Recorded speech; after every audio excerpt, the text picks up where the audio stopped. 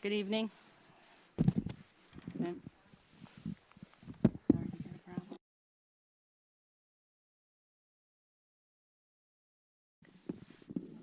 Sorry, having some difficulty. No, this ain't working either. No, it is. That's selling. Is that selling? Yeah. I don't use it anyway. I don't think everyone's gonna help.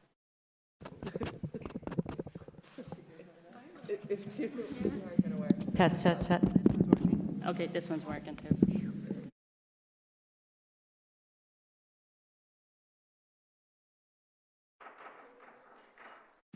I hereby call to order the April 13th meeting of the Triton Regional School Committee. My name is Linda Lukowski. This meeting is being audio and video recorded. I'm going to read the vision statement. We are a community of learners known for our unwavering commitment to meeting the needs of all students. Through the adoption of best practices and our active partnership with families and the wider community who are united in supporting the development of engaged, successful, responsible, resilient learners. Students will be well prepared to be ethical, empathic, and contributing citizens. Can we stand for the Pledge of Allegiance?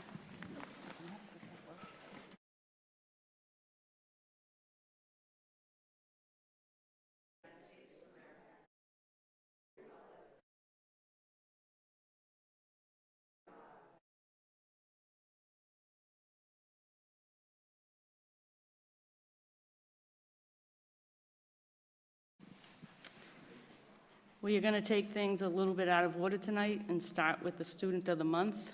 I will turn this over to Erin Berger as a representative of the Policy and Advocacy Committee. Thank you. The Student of the Month is one of our most favorite items that we do have on the agenda. The Student of the Month program was established in 2019 by the school committee to honor exemplary students. Nominations are collected throughout the year from staff members at all 5 schools. Nominations are made through 5 categories: service to fellow students, teachers, or community, dedication, determination, and persistence in the face of obstacles, attitude towards learning, determination, high achievement in academics, athletics, or performing arts, and significant improvement in academics, athletics, or performing arts. Selections are made by the chair of the school committee, the superintendent, and 1 member of the Policy and Advocacy Subcommittee. I'm pleased to introduce Patricia Silvestro, who nominated our April 2022 Student of the Month, Antonio De Azevedo.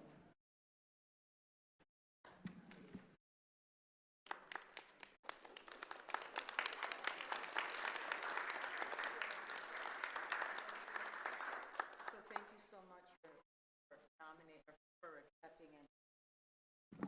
Antonio, oh gosh, okay. So Antonio came to Salisbury in December of 3rd grade, and he's in 5th grade now. When he came, he knew no English at all. And within the last couple of years, he has just done amazing things with his academic English and his social English. We now have 21 EL students at Salisbury.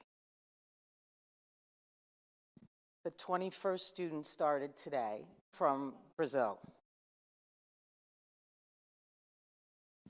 And 11 of them are Brazilian Portuguese speakers. And Antonio has probably helped us with more than half of them. As recently as 3 days ago, our latest student in 5th grade, the family came in, and they didn't speak any English, so we used Google Translate. And as I always do, things get lost in Google Translate, right? Lost in translation. I always go to this wonderful young man.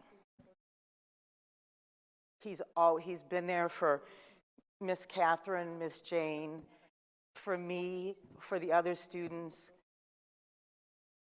And as I wrote in my letter, there's so many stories that I could tell about him, but the main one that I'd like to share is that he has an uncanny ability to translate between English, Portuguese, Portuguese, English. And I've worked with EL students my whole career, small to older students, and he does an unbelievable job. And I think he might have a future in translation, among other things. So thank you so much for honoring him tonight. He's a wonderful, wonderful boy.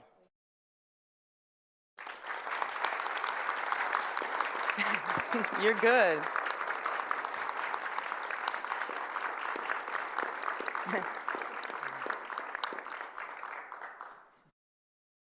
I will tell you one more thing. He was nervous to speak, so he knows he's going to say thank you, but I don't think anything else. He was nervous about it, so here's the...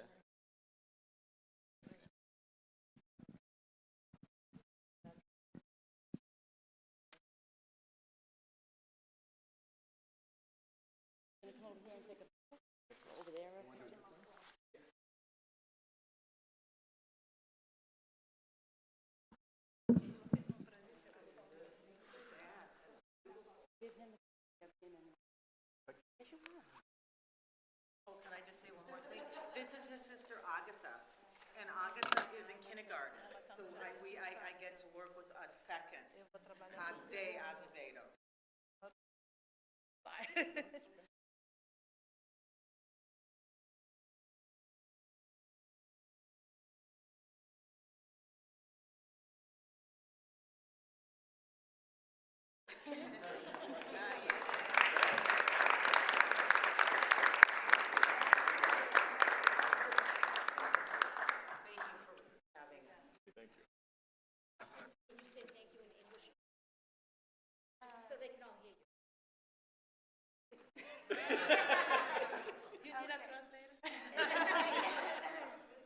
Thank you, everyone. Obrigado.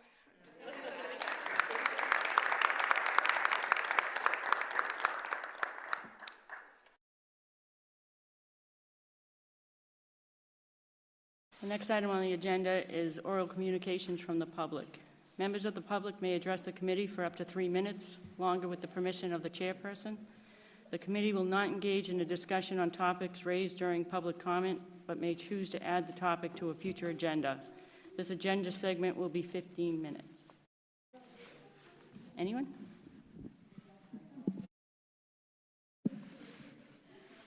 The next item is the chairperson's remarks.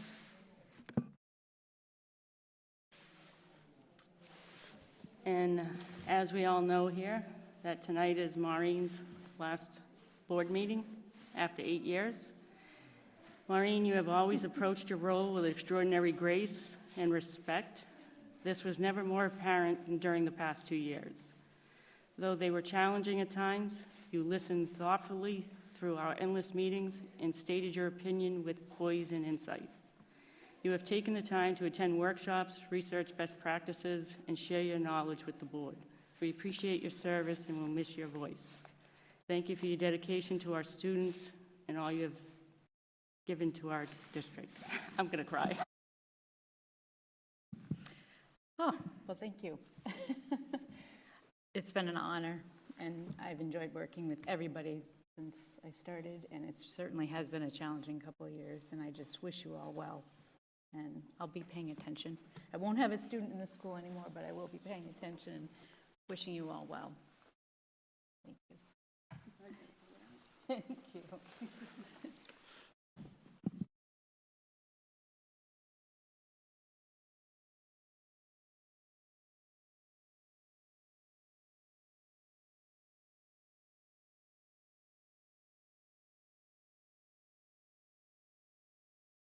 We're going to take things out of order again, and we're going to start with ELA, and I'm going to introduce Anna Bates. Thank you. So I'm going to just give a little bit of background on our review processes for curriculum. So in January of 2020, we convened a curriculum review committee in ELA to do a sort of a comprehensive look at our own curriculum, instruction, assessment practices. We had 30 teachers from across the district join that, as well as administrators from the school and district level. And during this process, they identified strengths in what we were doing, but also some gaps that our current curriculum materials weren't covering. And that group then decided to begin exploring some different curriculum materials. So over the past year, we have had a number of teachers who have been piloting these materials and have gone through a very thorough review process. That has been led by Michael Estuccio. We also have Liz Butler here, Shauna McGee, Margot Ryan, and Kristen Molyneux, who are members of that group. So Michael's going to take us through the process a little bit and then present a recommendation from this group.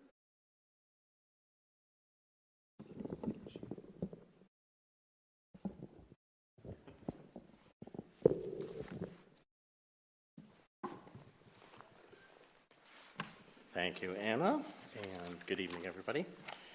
I just want to start by thanking all of the educators and other members of our review committee. We all know it's been an extremely challenging year, and they chose to dedicate extra hours and time to trainings and PD and Q&A opportunities and after-school meetings and all sorts of other tasks related to this.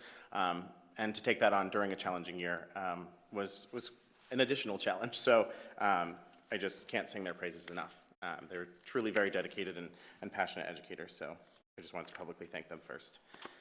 So in the beginning, as Anna shared, when we started at stage 1 of the curriculum review process, our larger committee identified the strengths and the gaps and inconsistencies in our current curricular programs. And from there, we were able to begin making an initial recommendation to explore some potential other resources to pilot. And when we did that, we used an independent organization called EdReports that reviews curriculum in a couple of different areas. They look at text quality and complexity, they look at building knowledge, and they look at usability. And when we went through those reports, we were able to identify 2 curricular resources to pilot over the past year, and those were Wit and Wisdom and Amplify. We later added an addendum to our review from Curate, which is a DESE tool, and that was used to evaluate for cultural relevance. And so that's where those 2 programs were initially identified. And so over the course of the last year or so, we had our educators piloting each of these programs for about 6 to 8 weeks. And during that time, as I shared, there was training and professional development. There were ongoing Q&A opportunities with the publishers. We had contact with schools that use these curricular resources. We had parent surveys that were sent out to get the family perspective from the students who were experiencing the learning that was using these resources. And then at the end of each of those pilots, we filled out our own rubrics using that EdReports tool and the Curate tool to see what Triton educators thought of these programs. Because one thing you'll find with EdReports, they'll say that they don't recommend specific curriculum resources because what's right for one student or one school might not be right for another. So we ourselves went through a very detailed and rigorous process to review each of these curricula, and we compiled an impressive amount of data between the EdReports, the Curate rubrics, the parent surveys that we collected, and then we also completed an evaluation of how we thought each of these programs matched the gaps and inconsistencies that we initially identified at the beginning of the process to see how well this might meet those needs. And so over the last 2 weeks, we have been really digging through our review in a very detailed way. And so what has come out of this, when we looked at all of the data, we found, let me get on the right page here, that Amplify outperformed Wit and Wisdom according to our educators' evaluation in the areas of text complexity, knowledge building, usability, culturally responsive practices, And we also found that Amplify better matched those inconsistencies and gaps that were identified at the beginning of the process.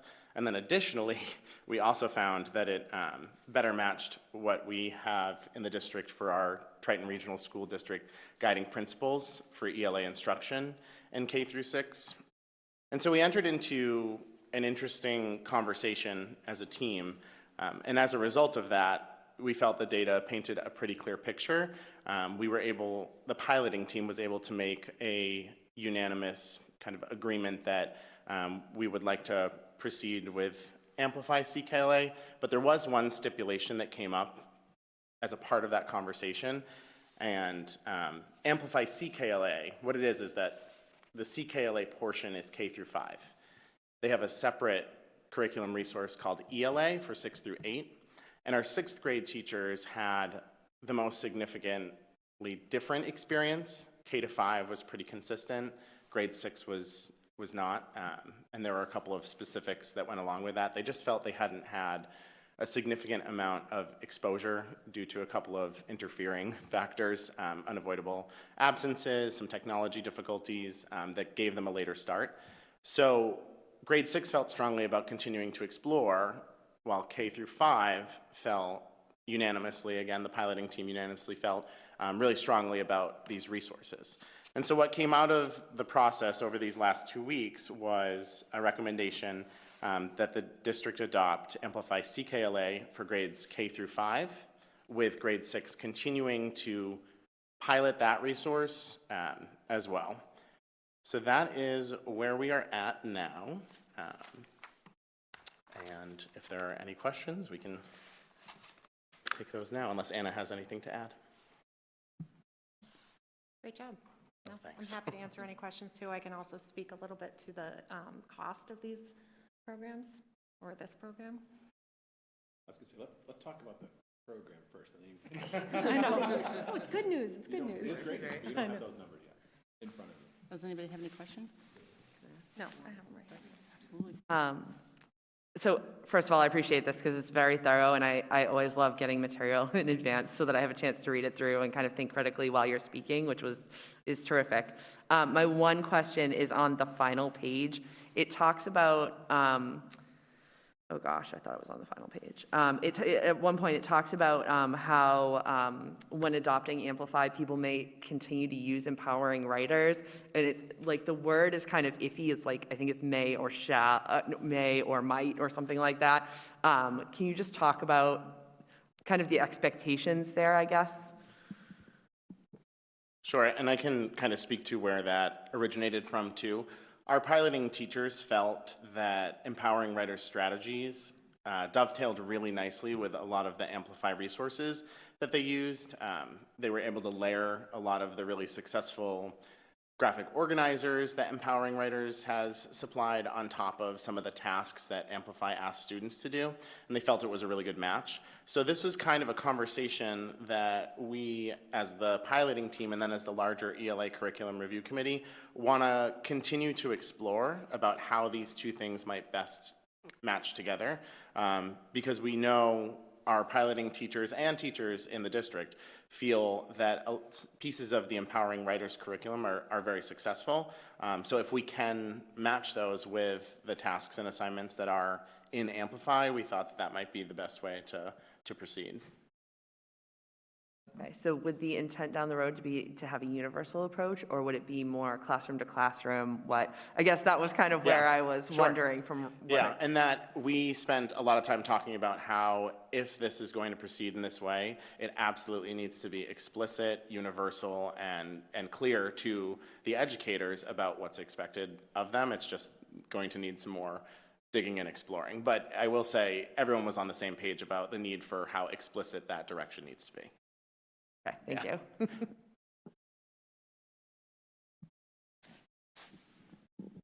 So I have some questions, or am requesting a little bit more explanation on why you're asking us to approve the CKLA without having an understanding of the ELA, whether you want to pursue that or not, and maybe the advantages and disadvantages of approving one first or waiting until we make a decision on both sections of it?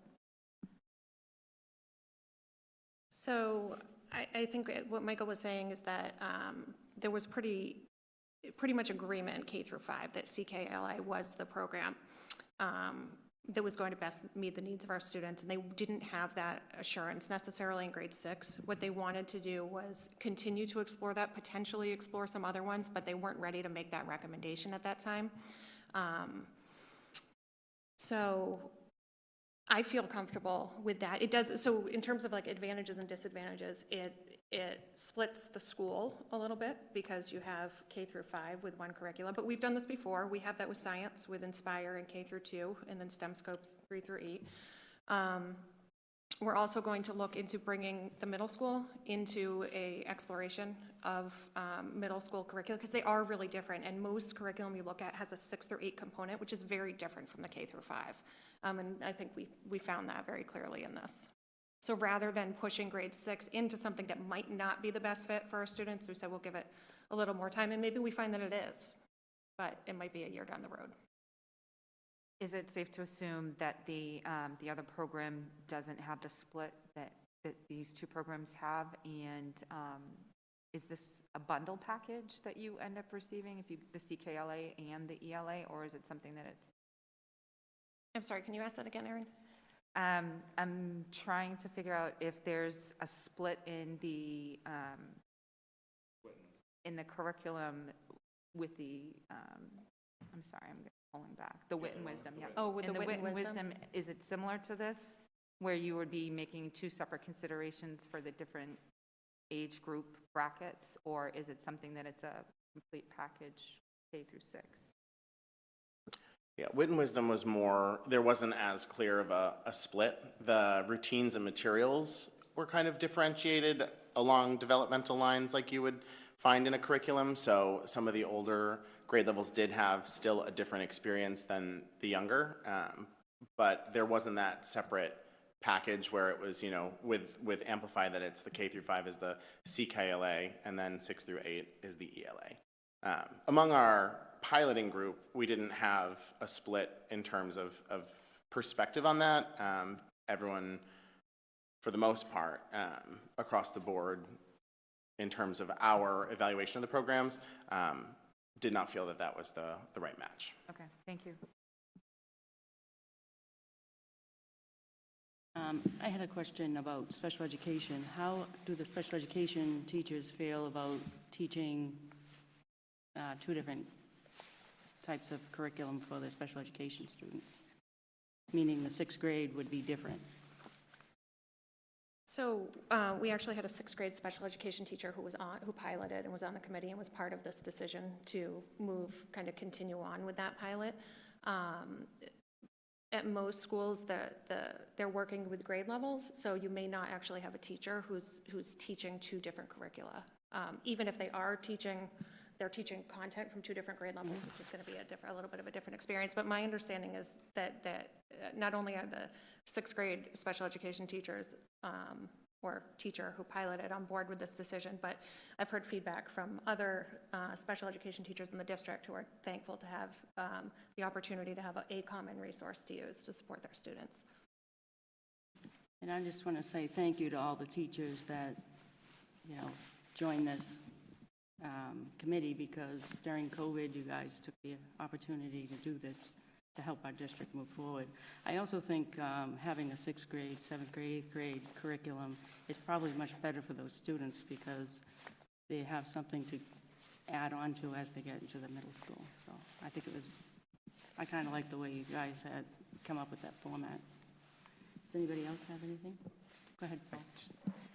In looking at the 6th grade curriculum, is there any communication with the middle school in terms of you saying it's a 6 through 8 program about adopting or possibly adopting that in that grade level as well? There will be, yes. Yes, they will 100% be involved, and they've been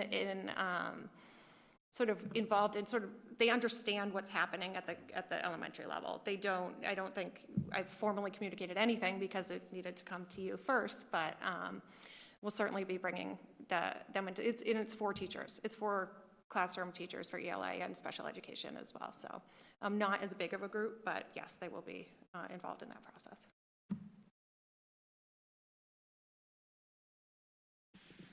Anybody else? Can we have a motion? I was gonna say, we have to talk money and logistics first, I think. I took one. To be honest. Yeah, just share it with you. So while this is going around the table while you're waiting, I just want to take the chance to say, we talked about a restructuring of the district office, and Anna's position isn't being replaced, and going down to one person and Anna being in charge. And this is what we're looking to do, right? I mean, the resources that we have in classroom teachers and specialists and principals and assistant principals, this same process is happening in other curriculum areas, and sometimes it's teachers running those at the current time. So again, it's not, this won't be the exact same thing moving into the future, but we have incredible resources and talent within this district. So I appreciate this group and those of you, and I know it's a much larger group than is sitting here tonight, but those of you who are here tonight in all your roles, it's just fabulous to see this level of expertise coming from all of you where the work is happening. Back to you, Anna, to talk about the dollars. And I apologize that this is just getting to you now, but some of these numbers were just getting to me today, too. So can I also, just as a disclaimer, so we were on track to do this in June, I believe. So part of this funding is coming through a grant through DESE, and they said, oh, by the way, we need a PO by a certain date. So this, all of a sudden, when Michael said over the last 2 weeks, right, this hasn't all happened over the last 2 weeks, but if you all know how much happened over the last 2 weeks, it's yeoman's work. So again, thank you all. So the grant funding that Brian's speaking about is the Accelerating Literacy Grant, which we secured this year for $141,668. And that did require a quote to be approved by the Department of Education by the 15th of April. So that's why we were running up against a timeline to get this done. So we do have that funding and then some ESSER funding to make up the rest of the cost of year one, which as you can see is significantly higher than the other years. But that includes all teacher materials, consumables for 1 year because that was in the parameters of the grant. We could just do a first year. Digital licenses for 3 years. And then we also added on Language Studio, which is an EL component, which to support EL students in access. There's a lot of pre-teaching and things using kind of different materials for that population, but it's a kind of a separate component of that program. And then also that includes professional development for year one. So we would have 1 full day of implementation, professional development at the beginning of the school year. We would have support, like on one of our early release days, we can do Q&A with them at any point, sort of virtual Q&A, and it also includes some in-person coaching days. So I really want to make sure that we roll this out and we support this in a way that, or we're addressing any challenges as they pop up. So, Anna, can you just speak to who gets the resources? That's an important aspect of this. yes. Everybody gets the resources. So this number is higher too because I think we are getting these resources into everyone's hands who could possibly need them. So every classroom teacher, every special educator who's working with students in the general education classroom, every EL teacher, every Title I teacher will have their own set of full classroom set of materials. And that's kind of a high upfront cost, but I think going to be well worth it to make sure that this is done the way that it needs to be. Historically, right? We've never historically had a grant that we didn't know about not that long ago, plus ESSER funding to be able to upfront this cost. So we've often, I'm sure the teachers, yes, or Sean is already nodding, right? We kind of bought everything we could, but it was scrambling, financing it over 5 years, 3 years, just to get the basic resources. So part of this and the value of having ESSER funds as well as that grant is that we can upfront buy everyone who will possibly need the materials. and potentially even future sections and such, we've got the materials ready to go so that everyone has the resources they need. This is a nice place to be. Yes, and it does include future sections in those schools that have sort of these growing class sizes. We've accounted for that in our ordering here. So year 2 includes about a $23,000 consumable cost, so that's the cost to replace the consumables each year.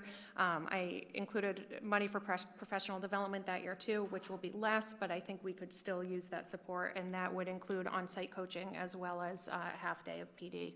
And these are like, we could always change this depending on what the needs are, but I wanted to make sure we had something kind of strong to start us off. Year 3 would just be the consumable cost. And then year 4 is the first time since we had a 3-year digital licenses, we would have to purchase more digital licenses. Another 3-year contract for that would be just over almost $11,000. You can certainly do 1-year contracts. They tend to be higher prices if you only commit for 1 year, but there could be some flexibility in that as well. Any questions?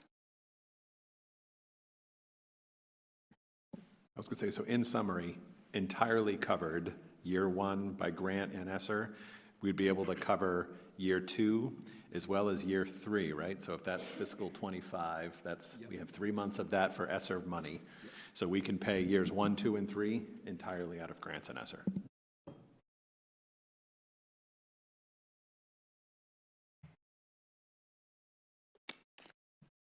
So I have a couple questions. So first of all, I can't make the numbers in year 1 add.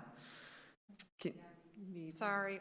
I apologize. I will check my math. As long as we're covered by grants, kind of, I feel like it's okay. I can't. Yeah, I do apologize. I honestly was adding these up as we were meeting upstairs, because they were just coming in at that time. But I apologize. I'll get that corrected. Okay. My second question is, I know in the past, sometimes we've looked at having like ambassadors in a building, and that's been sort of separate from the traditional package. Is there the intent to do that here, or because this was piloted pretty thoroughly, are we considering kind of the pilot process is sort of organically generated? I think we have certainly people who are going to champion this within their schools because they've taught it and they know it and they believe in it. But we also have the reading specialists at each school who are also committed to making this move forward and are working with the classroom teachers to support them in whatever way they need to be. Okay, thank you. And then my last question is, Brian talked about, year 1, 2, and 3. In year 4, are we intending to build that straight into the budget? And is there anything that's falling off? Because I know sometimes we do these like 3, again, like this, it's a 3-year cost and then sort of it drops down afterward. Or is this going to be it's not a huge number for our budget, but we have no idea where we're going to be in 4 years, so. I think I actually could map some of this out because we do have different licenses for different programs. We have like some expiring 1 year, some expiring another. So it's kind of like putting together a puzzle. I can do that and project out to year 4 and see what that might look like. But we also have new curricula that are up for review and potentially could be adopting new programming in some areas as well. Okay. So that's a little bit of an unknown. I was going to say, we have to make the assumption that by year 4, we're assuming that cost. And to Anna's point, we've been scraping by with curricula, right? The Math and Focus we financed over like 27 years or something. So, right, so this is going to be, as we're adopting new curricula, there's going to be more subscription-based as the norm. So there is going to be curricula cost that we're going to have to start baking into the budget, general fund, grant funds, or what have you. Yeah. And I fully understand that. Just in the past, a lot of times, it's sort of been the capital model that we had looked at in the past, right? As one thing comes off, try to roll another thing in so that you've kind of got some continuity there. And I just wasn't sure how this fit because it's not in that bigger picture. Okay, thank you. Does anybody else have a question?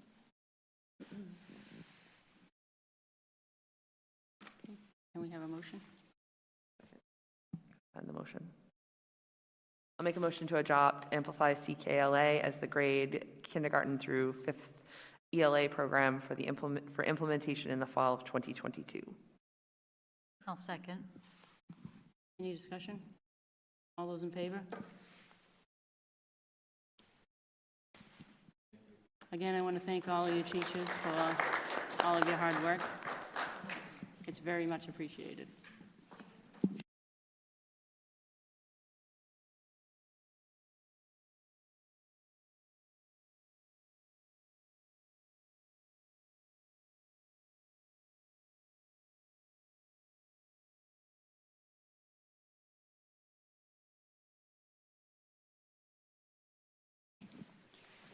Next on the agenda is the high school academic support update.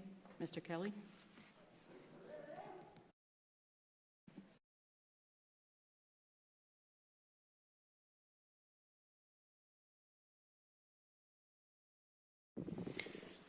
Good evening, everyone. So one of the projects that we've been working on at the high school over the course of this past year, and I really want to give a lot of, if not all of the credit for this to our special education department, has been looking at developing and designing curriculum to move our academic support classes, our academic skills, to being credit bearing.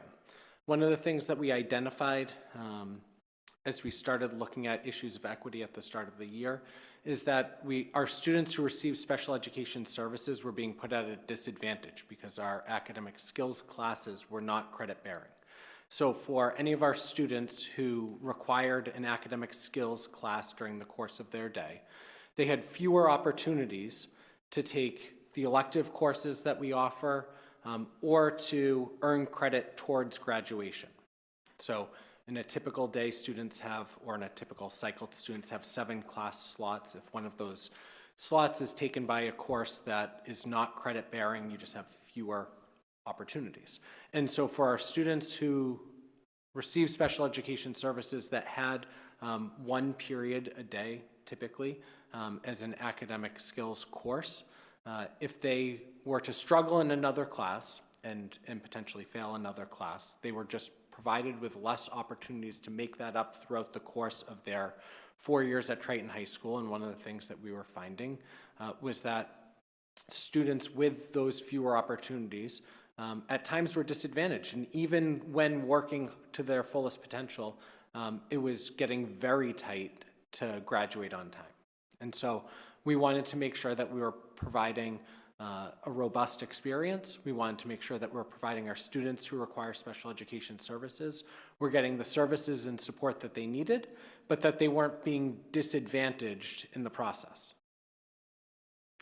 And so I had asked our special education department to really focus their time and energy throughout the course of the year in planning and developing curriculum to map out for our students who would be in those academic skills classes. One of the areas that they identified immediately as a primary area of need that we're seeing across a vast majority of our IEPs currently is executive functioning support.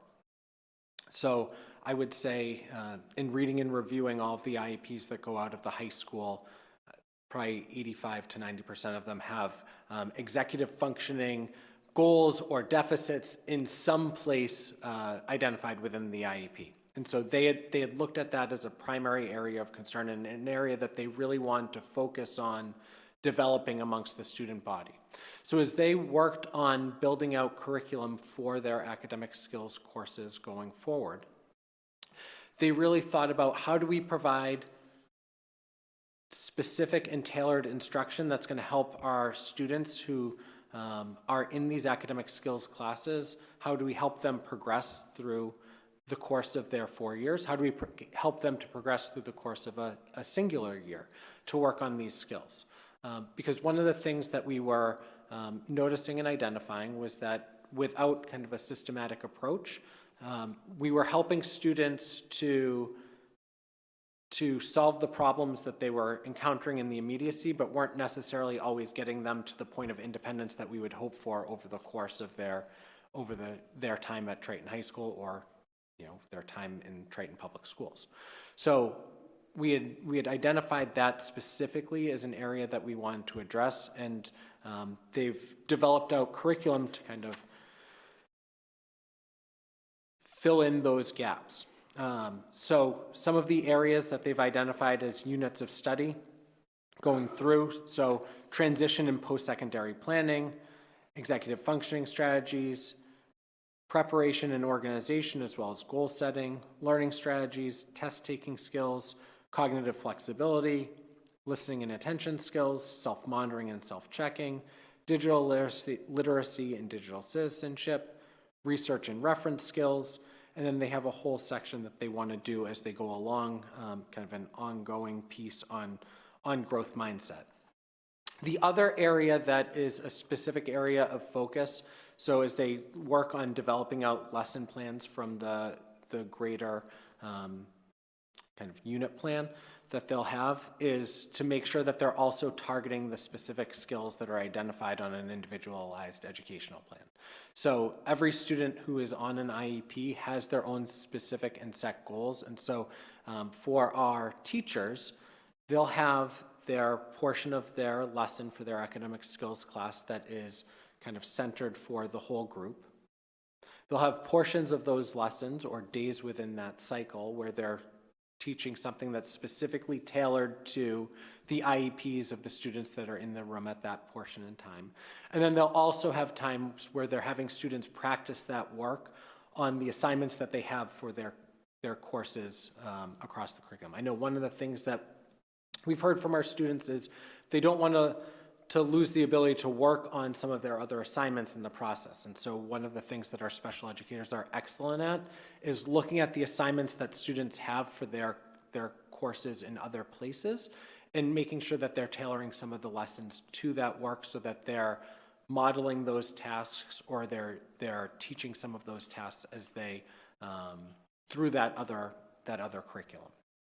I think one of the things that that's typically of note that we see for our special education teachers is they're often teaching skills or seen as teaching skills more than specific content, and this gives them kind of a balance of both, that they're teaching specific content towards the area that we're seeing is a most heightened need, which is executive functioning, while also being able to tailor it to individualized educational plans and the other curriculum that's present. The other thing that this will allow for us to do is really to provide greater structure within our academic skills classes. So typically now our students in our academic skills courses, they don't have that same type of lesson structure.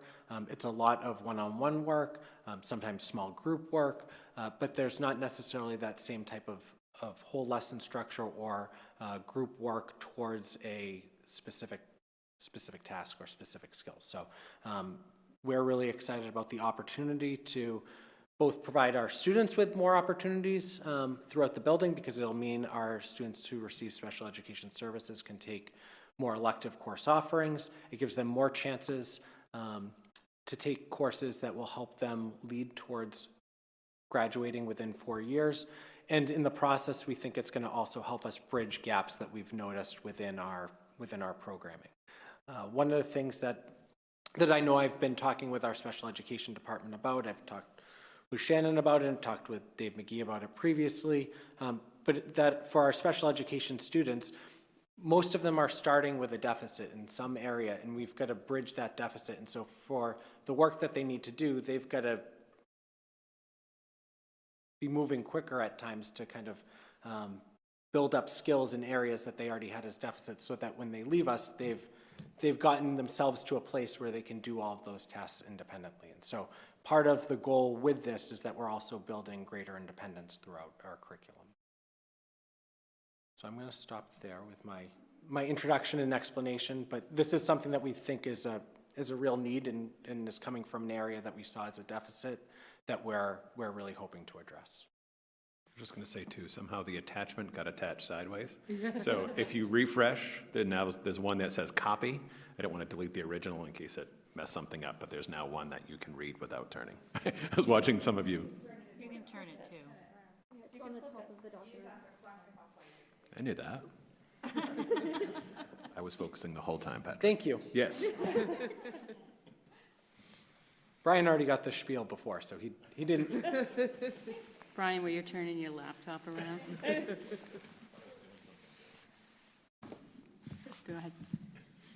So I really think this is a very innovative way to be able to include some of the skills that you are working with the students on already, to be able to integrate that into a curriculum program for them. So I'm pretty excited to see this Thank you. put together here. I do have a question. I know that you said that there's participation rubrics. Do you envision this like a pass-fail achievement type of thing, or Yep. do you think that you're going to give letter grades for it, or how do you think you're going to put that into? It'll most likely end up as a pass-fail course. It's difficult to get too far down into like letter grading nuance within this setting, and so they've got rubrics, and part of the goal is to have students also self-assessing their performance as they go along, because we want students to be mindful of their progress. And they want students helping to track some of the data that will link back to the data that's presented at an IEP meeting. So when the student comes in, they can speak specifically to their goal, what work they've been doing to meet that goal, and be able to show, here's how I'm progressing towards that. So a lot of it is going to be tailored to that specific student in their IEP. So we didn't want to go too far down the track of it being a letter grade that's there. I like that. I like that. Yep. Great. I just love that it gives the power back to students who often feel slightly powerless because they need these skills, they need to work on it. They're working on it in high stress situations, like I need the credits because I'm at a disadvantage credit-wise, so giving the power back to students to really work through that is just an amazing response to that kind of anxiety. Yeah. And I think it's an awesome idea. Thank you. I'd just like to say I appreciate the equity aspect of it. There's so many great electives that we see that are offered in the course curriculum, and to broaden the availability of that to a wider group of students, I think is fantastic. So that's the piece that I was most drawn to. Great. Thank you. I agree. I really like this approach. I think it's fantastic for all the reasons my colleagues here have mentioned. I just did have one question. You said that you envision this being designed to span the 4 years. Are you thinking this is going to end up over time with like sort of a freshman curriculum, a sophomore curriculum, or is it going to be sort of pieced to get, you'll have sort of packets of curriculum that go with the student as they need it, or as, so I guess this, my question, is it going to be sequenced, or is it going to be sort of? Yeah, so as they've started to map it out, one of the things that we moved to this year was having a 9th, 10th grade support room and an 11th and 12th grade support room. One of the things that we were noticing and thought it wasn't our most efficient usage of staffing was that we were running 4 support rooms at a time, oftentimes only having like 3 or 4 students in them. So instead, we've been running a 9th, 10th grade support room and an 11th, 12th grade support room, and then increasing the amount of opportunities for our special educators to be in classrooms co-teaching or supporting students in that setting. So it had a twofold benefit of, one, getting our special educators more in the general education classroom and being able to provide direct services in that setting. We think that's a better usage of our resources because you have the direct service coming from the person that's highly skilled and highly trained and highly qualified to provide that service. And then also it allowed for us to consolidate some of those support classes and have groups of 6 to 8 as opposed to 3 or 4. So we've already kind of started to structure our special education supports as a 9th, 10th, and an 11th, 12th. And so they've mapped out the curriculum so that they have components that are tailored towards 9th and 10th graders and then tailored towards 11th and 12th graders.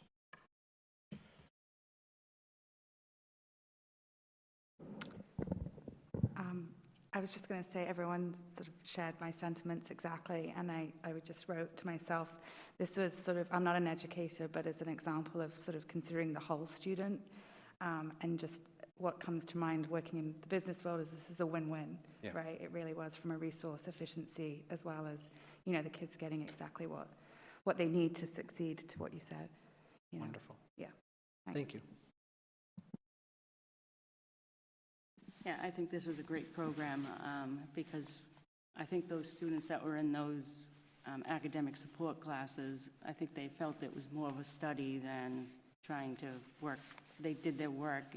This helps them to understand what their IEP is and work on the issues that they have on their IEP. So I think this helps students to feel that they're empowered to move along. The next question is probably for Brian and Shannon. We have an academic support also in the middle school.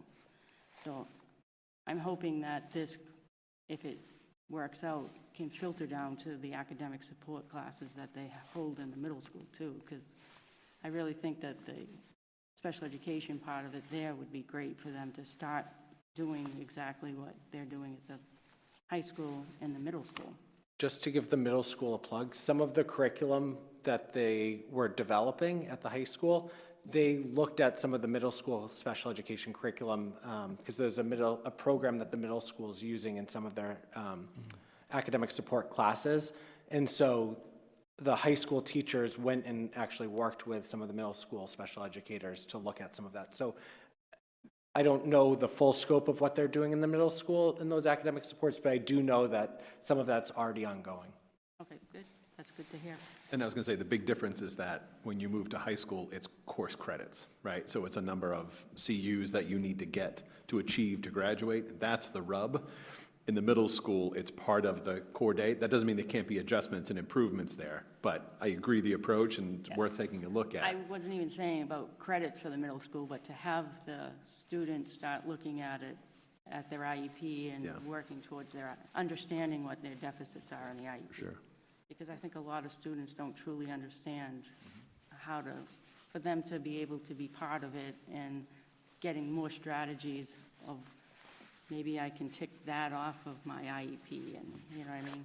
Well, and part of what we're trying to do is have our students be more of a part of their IEP meetings to help present out at their IEP meetings to gain confidence. And so that's one of the things that they're working on throughout the course of their 4 years. I know it's been one of the goals of a couple of our special educators this year to work with their students to help them improve in practice and be prepared for presenting at their IEP meetings.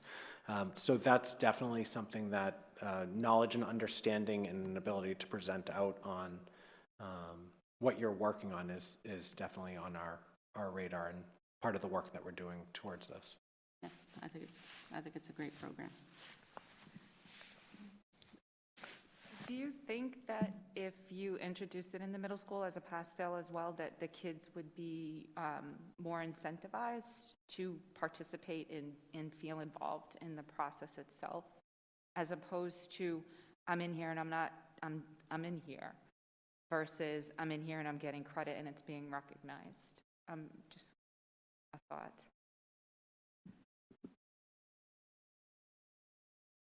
I would think, yeah. I mean, if you're going to, that shows them that it goes towards their grade or it's going to be on their report card, students will always take it more seriously. And I know it's probably a discussion that we can have. It's, you know, the fact that they're using some of that curriculum is a step towards that, but I'm sure it's a discussion that we can have with Al and Heidi. And I'm sure they probably started those discussions knowing that the high school has moved towards this, for sure.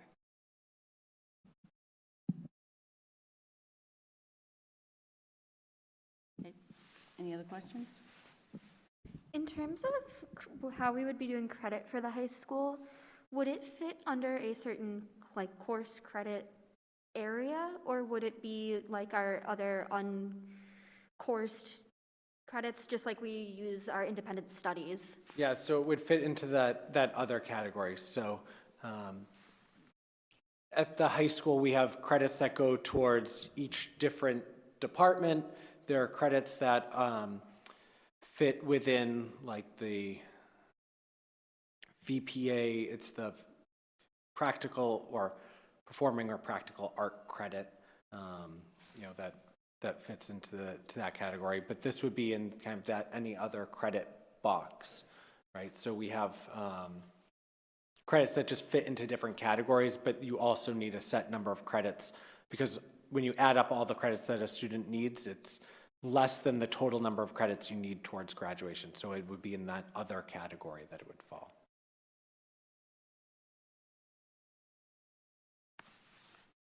Great. No, it's a good question because people are going to want to know where does that fall, and that's something that is part of that discussion with their guidance counselor as they're signing up for courses of that you have this number of credits, and it's always challenging looking at you know, the course enrollment numbers, and there have been times where students have had to make a choice between having academic support that they need or graduating on time, and that's never a place where we really want to be. Thank you very much, Mr. Kelly. Thank you. Thank you, Patrick. So to confirm, that's not a vote, that's not something, but certainly, as you noted, something you would want to know. The next item on the agenda is the consent agenda. I'll read aloud the donations. A monetary donation was given to the high school in the amount of $1,000 for the Institution of Savings in Newburyport to offset the cost of the DECA competition. A monetary donation was given to the high school in the amount of $500 from the Salvation Army to support community service activities. And a monetary donation was given to the Tuition Scholarship Fund in the Triton Scholarship Fund in the amount of $200 from Farrell Insurance and Financial. Could I have a motion to approve the consent agenda as presented? Make a motion to approve the consent agenda as presented. I'll second. Any discussion? Could you just pull out the February 16th minutes? Certainly.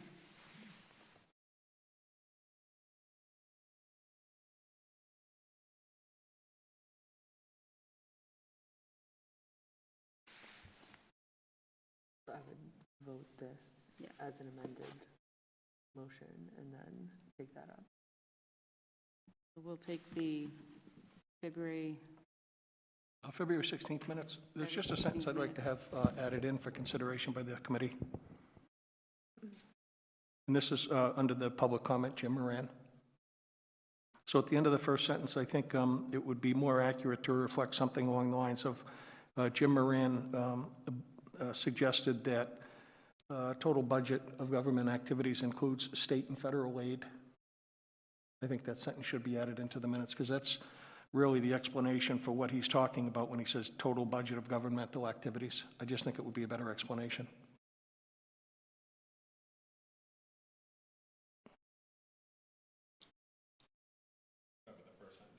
Sorry, where it says Jim asked the committee to put together a total budget of governmental activities. Right, and just the second sentence, I think that should be added, should say Jim Moran suggested that state and federal aid should be added into the Triton budget. That's all.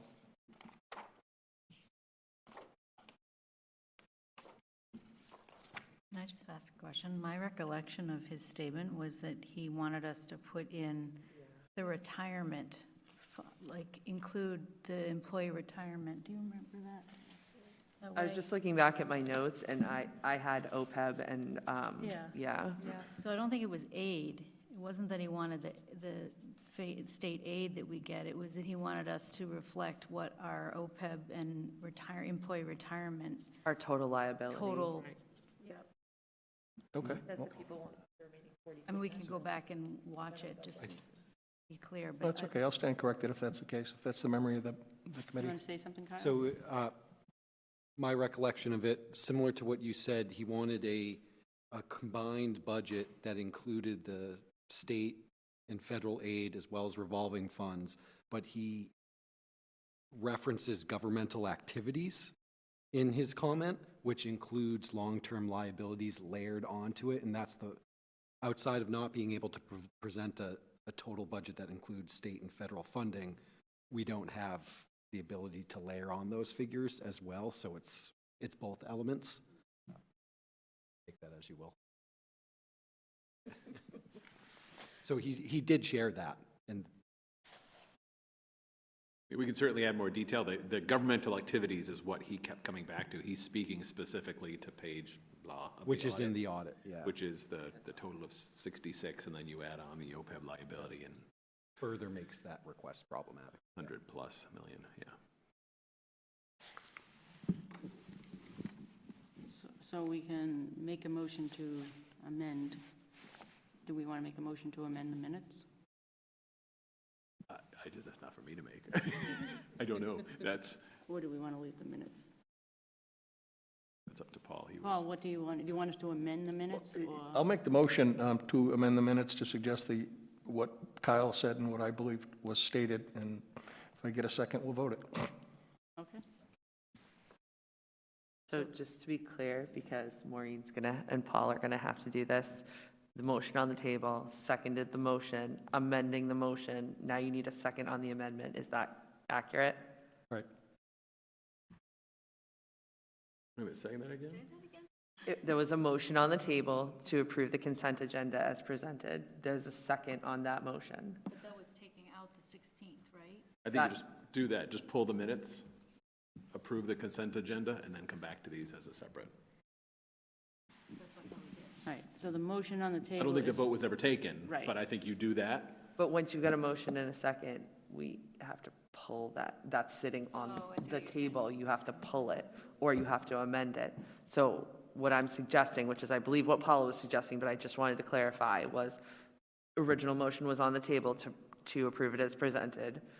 That was seconded. Paul is now amending that motion to update the minutes with the suggested changes. I believe we need a second on that, and then one vote will take the whole thing through. If my Robert's Rules recollection is holding steady. We need to just second. So I'll second the amendment, Paul's amendment, with the language that Kyle is putting together It's all Kyle. to yeah, it's not reflect, me. okay. To reflect what Jim You're done, Moran Kyle. stated on that night. Okay. Okay, is there any discussion? Say no. All those in favor?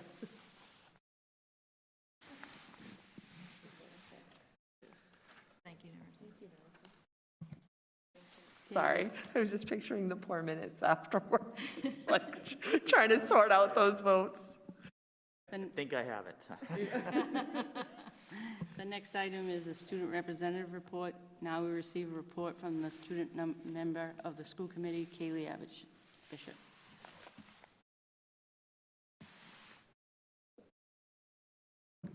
Hello, everyone. The last few months have been rather, interesting, and I must say that I'm glad to be back with you here tonight.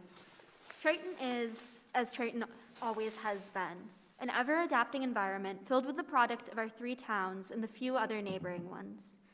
While we could have never predicted that we would be where we are now, it finally feels as though we are settling back into how things were.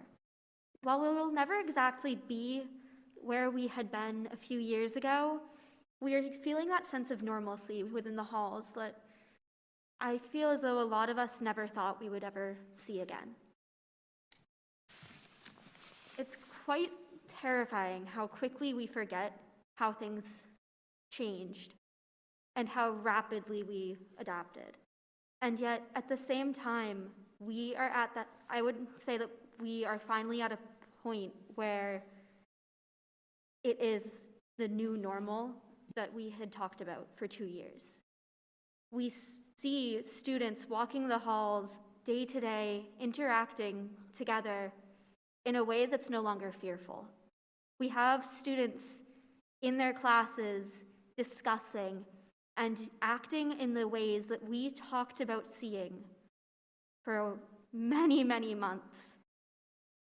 And while we never will be back where we were, it seems as though everyone is easing back into it in a way that we are now a more unified front and a community as a whole. And while we may have experienced things that we wished we never had, in doing so, it may have been for the better. We now have all of these students who are walking the halls, and we even had an assembly today where it felt as though we support one another in a way that we didn't before. So with that being said, we're wrapping up a year, and we're saying goodbye to a portion of our seniors where their last day is this Friday. They're in our piloted intern program, and they are incredibly excited about it. So we hate to see them go, but we're excited for them and hope them the best. And while spring break, April break, is due at 2:13 Triton time, so probably 2:10 real time, this Friday, we're all at that point where, yes, the end of the year is drawing near, but everyone's hopeful for what next year brings. Everyone's planning and looking forward, and we are in a spot where we're simply just surviving. But not only just surviving, but it feels as though we are finally beginning to thrive yet again. We've had a ton of events and a lot of successes in the last few months. We saw our Mr. THS back on stage, which definitely an event that marks our history here. And we have seen the end of our winter sports and the beginning of our spring, with teams taking fields and having many a win so far, with hopefully more to come. We have our Tech Week for the musical right around the corner, and it's just a lot of students being together and celebrating the things that they missed. And this is the first time that we have experienced a spring that feels normal again. So it's definitely this sweet moment to see, personally for myself and for all of my fellow seniors, as we're reaching this end of our academic career here within this community, that we are leaving it at a place that we hoped that we would see. We had all of our students come in and re-beautify the school in our new Triton Day of Giving tradition that we were able to bring back, which we weren't sure if we would ever be able to. And we just, as always, have our students coming forward every single day and doing their own personal best to benefit our communities. And that's really all that it is here at Triton. The Tritonians are just as how Tritonians always have been. So thank you, and please ask any questions you may have. Does anybody have any questions for Kaylee? Thank you, Kaylee.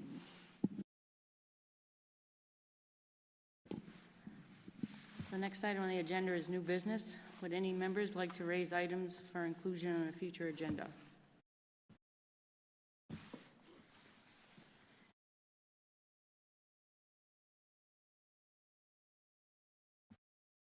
The next item on the agenda is to committee reorganization planning. Municipal elections are next month, and the board has to reorganize and elect new officers in the meeting following the election. It has become a tradition in April to go through the current committee members and have each state whether they are eligible for the 3 offices per policy DBD, and if they are willing to serve in those positions next year. This will provide information for the other members to consider prior to the elections. Since all officer positions require at least a year of service, new members are not generally eligible to serve in these positions. So if we could start at the end of the table and work our way around, starting with Mr. Lees. I think I'm eligible for everything, provided I survive an election. Are you willing to take one of those positions? No. Okay. Mr. Mayette? I believe I am. I'm certainly happy to continue on as in the assistant secretarial position if that is the will of the committee. Thank you. Erin? I believe I'm qualified for the positions. timing-wise, I don't have the same availability as some others on with my other obligations. So if there was an option between me and someone else, I would gladly let someone else step into a role. Susanna? I think I need some clarification because I don't think I am qualified, right? I have 1 year so this isn't for the subcommittees, this is just for this committee. Yeah, it's for chair, vice chair, or secretary. Yeah. And I'm in the I would be worried about time commitment as well, especially as my 2 colleagues on my other committee. There's going to be, some movement around that, so. Yeah. I mean, there's no pressure for anybody to say yes. It's just out of consideration of everybody, we want to be sure that if anybody has that great desire to have a position. Thank you for the consideration. So much desire. Yeah, is this a quicker way to go about it? No. Mr. Goldner? I believe I am qualified for vice chair or secretary. So I would serve in either of those roles. Jump at either of those roles, but I can certainly fill those. Thank you. Caitlin? I think I would be a last-ditch situation here, but I will go where I am. If I land there, I land there, but let's let some other people in first. Narissa? Thank you, Caitlin. But Caitlin didn't confirm what she's eligible for. Because I think it's all of them, because she's, just checking. I just want to make sure. She is eligible, yes. I am eligible and will go where I land, but I'm hoping others land there before me. Narissa? I love how it always makes it around to the side of the table. We should go first next year. So I'm eligible for all 3. I would I guess I'm going to go and drop back to my same statement as last year, which is I think you need either a chair or a vice chair from the previous year that continues on in the chair or vice chair position for the following year. So it could be, the current chair either serves as chair again and you have a new vice chair, or the current chair serves as a vice chair and you have a new chair. But I think you need some continuity because there is so much that goes on behind the scenes that it's going to be really, really rough, I think, if you have 2 new people who have never done it before, for things to, Brian would I'm sure step up, right, and help in every way that he can, but there's only so much, even Brian can do if he had 2 brand new people that he was trying to shepherd through the process, especially in those first, probably 3 or 4 months. Like I said, I'm sure you do your best. So that said, I have a 2-year term right now, so next year is my 2nd year. I could serve as a vice chair again, but I would not be comfortable serving as chair, not knowing if it would be like chair and then off the committee. Hi, Linda. So I am not qualified for any position. I'm qualified for all 3 as well. But I heard that Maureen might be staying. She's doing a writing campaign. Linda, you're doing a wonderful job. I don't mind doing it again. So we'll see what happens at the next meeting. So I appreciate your willingness to have me come on as the chair. And I tried to do the best that I could, so. You guys are all just saying that because none of you want it. So we will see what happens next. So I just wanted to, clarify on that, then, that I think if Linda continues, you need somebody new in the vice chair position, because I'm not looking at Caitlin. I think it has to continue to cycle, because the more people we can have in those positions, the better it is for the committee, because you never know when we're going to run into a situation where I mean, we had a chair and a vice chair who alternated for many years, which worked well for continuity, but when they both left in very short time frame, it was very difficult for new people to come up and run. So I think the more that we can share the knowledge around, the better off the whole board is going to be. And we can do rock, paper, scissors. I didn't look at you. All right.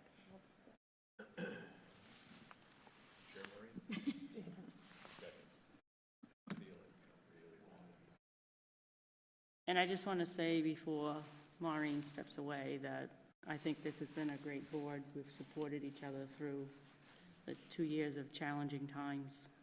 Even those people who came on in the middle of the pandemic, God bless you. I'm not so sure so many people would have done that. And we've shown that it takes all of us, that we're a team, and it takes all of us to be the team. There isn't any one person that can make a committee. Okay, moving on. The next item on the agenda is the board docs review. Over the past year, the various public committees and the administration have been working in the board docs meeting management and policy system. As part of the school committee's goals, we opted to trial this for a year and then discuss whether we should continue or not. Attached to this agenda is a breakdown of the various levels of board docs. We are currently using LT+. I want to start by having the superintendent discuss the administration level experience with board docs, and I will invite the school committee members to chime in on their own user experience. While we do not need a vote on this, I am hoping there will be a consensus on how to proceed. Brian, can you please start us off with some feedback on what you, the leadership team, and the office staff think? Certainly. Well, first of all, I don't know how to rotate pages within board docs yet, but it's because I'm on a Mac, I realized. It's the one thing that a Mac can't do. The one thing. Yeah. Does a little pop-up on your screen? Yeah. Yeah, mine doesn't have it. It's a Mac thing. It's a Safari. Thank you. Board Docs has revolutionized the organization of school committee meetings. I know it's a very different experience for all of you as the recipient of the information, but when I think about and it's kind of transitioned over the course of Maureen's tenure for the past 2.5 years, but when I think about what Patty used to do and then Maureen did early on, just the reams of paper and compiling, and if we added a document late and it was page 179, you had to go through or if it was early, you had to go through and renumber everything. So it was a nightmare. So it has certainly made a world of difference. I think having our policy manual within this, which is part of the cost. We're currently, with the Policy and Advocacy Subcommittee, going through Policy Section D, which is the financial section. So we'll be able to go through the process and amend those right in the system. You'll be able to see the latest drafts, attach those to agendas, and just the ability to, we still haven't shifted entirely. Board Docs would say that there's a back-end audit trail that would prove that when something is made live within Board Docs, then that's the required posting. I'm not so sure. I just feel like that's a little bit unclear, even though we have that featured section on the website. I still like the process, and when we shift to the new website, yes, we really are shifting to a new website someday, soon, that we would maintain that separate posting where the PDF agenda is posted there, and people are referred to the Board Doc site for all the information. It just allows us to attach information easily, update information. There's an error in my port, which I would love to correct and re-upload, but I'm not going to. It's made the world of difference. So just to clarify, Linda said that we have LT Plus. So there's LT and LT Pro. Plus adds the ability to use multiple committees. So for us, when you're in Board Docs, as you know, if you go to that top right corner, it says District School Committee, and the only reason it says District School Committee is because it's alphabetized and I want it at the top. But we have then all the subcommittees, we have the DCC, and we have all the school councils there. So that's the add-on of the plus. So if we move to Pro, if you look at that quote that was attached there, the Pro Plus, we need the plus again, takes us from $5,700 a year to $18,000 a year. There's some pretty cool features within that Pro plan. It's just not something that I see us using anytime soon. So I would certainly suggest that the $5,700 is money well spent. We save about $1,000 a year in not hosting our policy manual with MASC. So that right off the bat, the net cost to us, call it $4,700. And I think the $4,700 is a very wise and well-spent investment for the management of this committee, all your subcommittees, and all the school councils. So still a lot of things we can perfect. School councils is still a work in process, you know, making sure that we're getting the agendas up and the minutes up. But people are now trained, and we're routinely reminding Maureen is.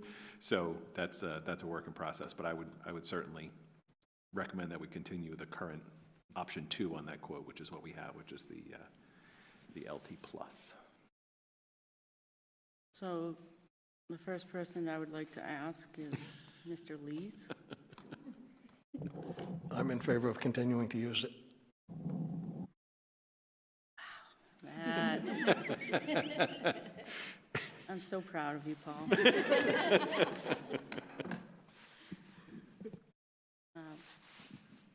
Yeah, I think it's been fantastic for our organization. I echo that. I agree. Absolutely. Agreed. Agreed. I agree as well, and I have to say, from the chair side of this, like, Brian and I used to live in a world of 17 Google Docs versions of every agenda we had, and now Brian he has it set up so that we can, as we're working through issues on any given month, we're working it straight into the agenda for the upcoming meeting, which is a world away. And if we delete something, it's not the end of the world, which used to happen too. Like, stuff would just be gone. So I am in full favor from the officer side of this. I don't know how minutes has been for Paul Mayette, but you know, from the officer side of this for agenda planning, I think it's been phenomenal. The only thing that I have heard about it from the public is that it is not mobile friendly, which, yeah, I echo, but, you know, I think it's fairly easy to move over to a laptop. Yeah. Oh, really? I've done it. Mine, it shows up really small. I've been on a field reading board need to docs turn things your with my mic on. iPhone, and Excuse me. Yeah, turn so your mic on. oh, it's fine. it'll pull up on a mobile device, but it's not mobile friendly, i.e. it doesn't have a mobile platform. So it doesn't reformat and give it to you large. You have to like zoom in and move around so you can get there. I understand that there is some talk about a mobile.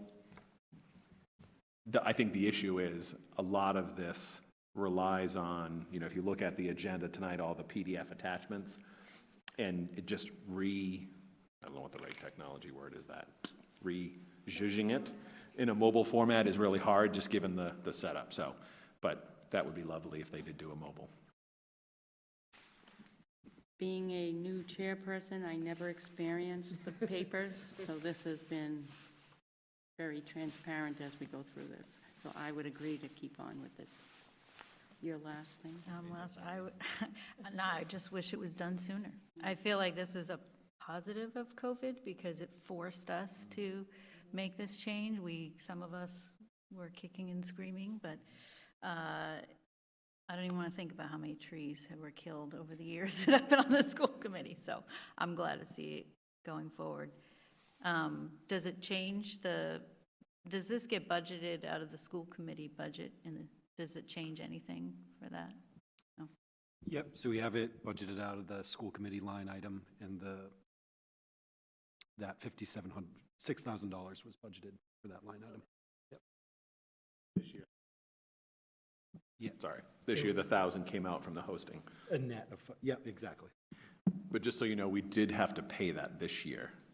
I put up a good, long, hard fight, but we rolled into the new year. I forget when August or September we went live. And so we tried, but you pay a year ahead, so MASC pays the vendor. So I tried, but we just paid it last month. I also want to add that I was the secretary on PNN, and so if anybody does take on that role, Brian showed me how to, I know you're doing it too, Paul, it's so easy to use the system and put your minutes right in as you're going. So. As Maureen drafts the minutes, and then Paul has access to them, and he can kind of just supplement, and good to go. So it's a good thing.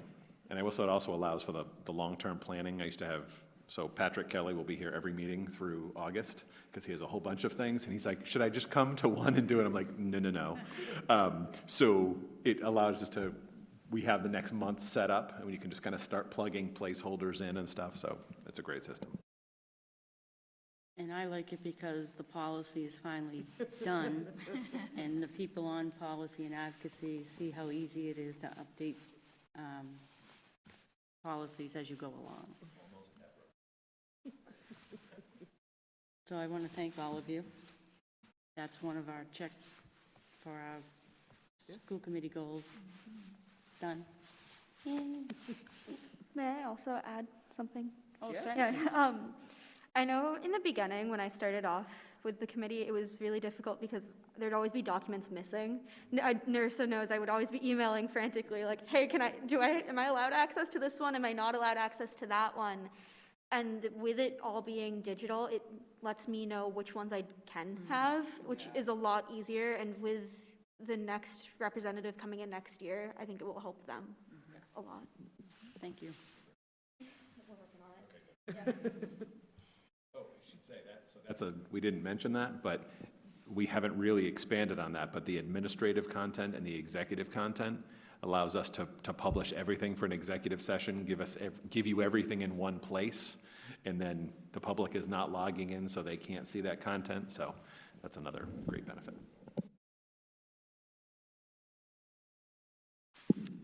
Okay, the next item on the agenda, we don't have to vote on that, right? Okay.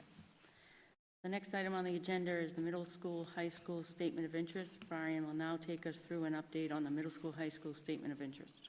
All right, so you have 4 documents attached there. You have a middle school and a high school SOI, 2 separate SOIs, the Habib facilities report, and an MLP, education suitability report. So I don't know if I explained this in a meeting. Did I explain the fact of why there's 2 SOIs? Okay, so there are 2 SOIs submitted. The high school is our priority SOI. The middle school is the follow-up. As you can see, the majority of the middle school doesn't replicate it. It just says, see the high school, see the high school. So that is how we were instructed to do that. I'm not going to go through that unless I'm certainly happy to answer questions, but that was submitted on March 29th. You remember you took a vote on March 9th, which meant that we had to have it in, it said the month of March, so we had it in by midnight on March 31st. The one thing I did learn, I was speaking with Kyle about this the other day, I thought that all SOIs received a senior study, which is the MSBA coming out with engineers and a whole cadre of folks to review. That doesn't happen. So it's not that it's, if you're a high priority, you get a visit, and if you're a low priority, you get a visit. It just totally depends on if there's enough clarity in the written statement, then they don't send the team out to review. So as we go through the process, I'll be able to get updates from them where they are in the process. Again, the deadline for this is April 29th, we're applying for the core program. And then we expect all those senior studies visits that happen, all happen over the summer and into the fall, and we expect the commitment of the MSBA was that they're getting back to a calendar year process.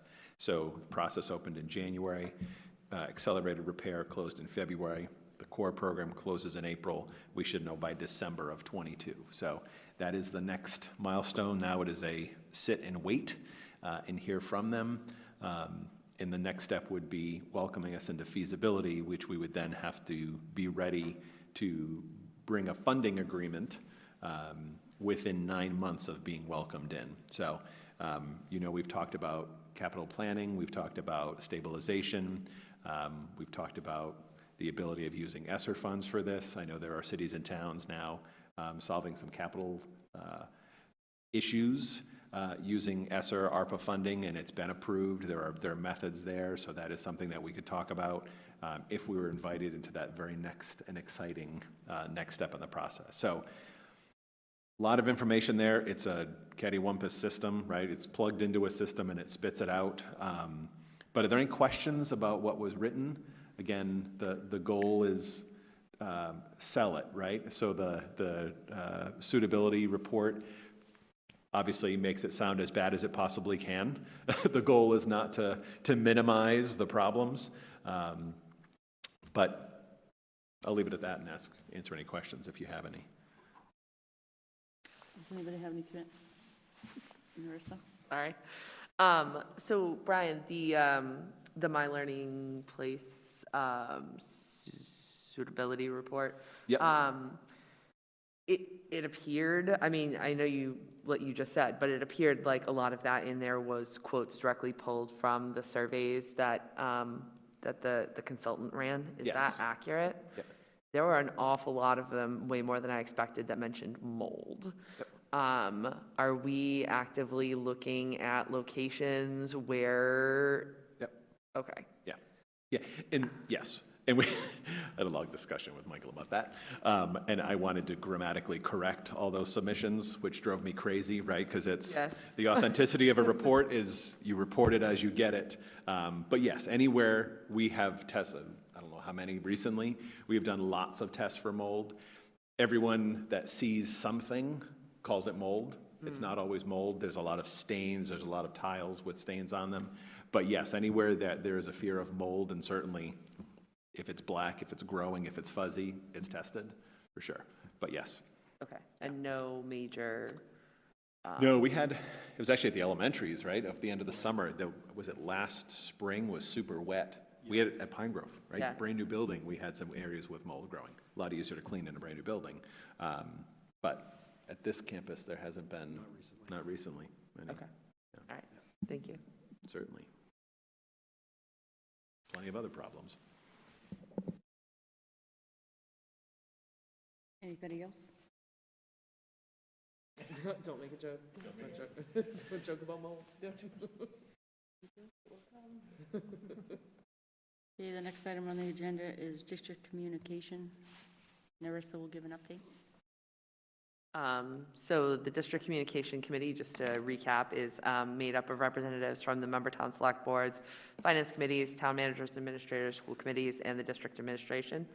We met in Salisbury on March 10th. The notes from that meeting are attached to the agenda.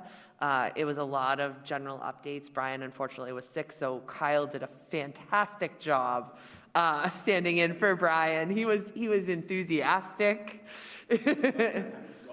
Well, you might not. They really liked Kyle, I have to say.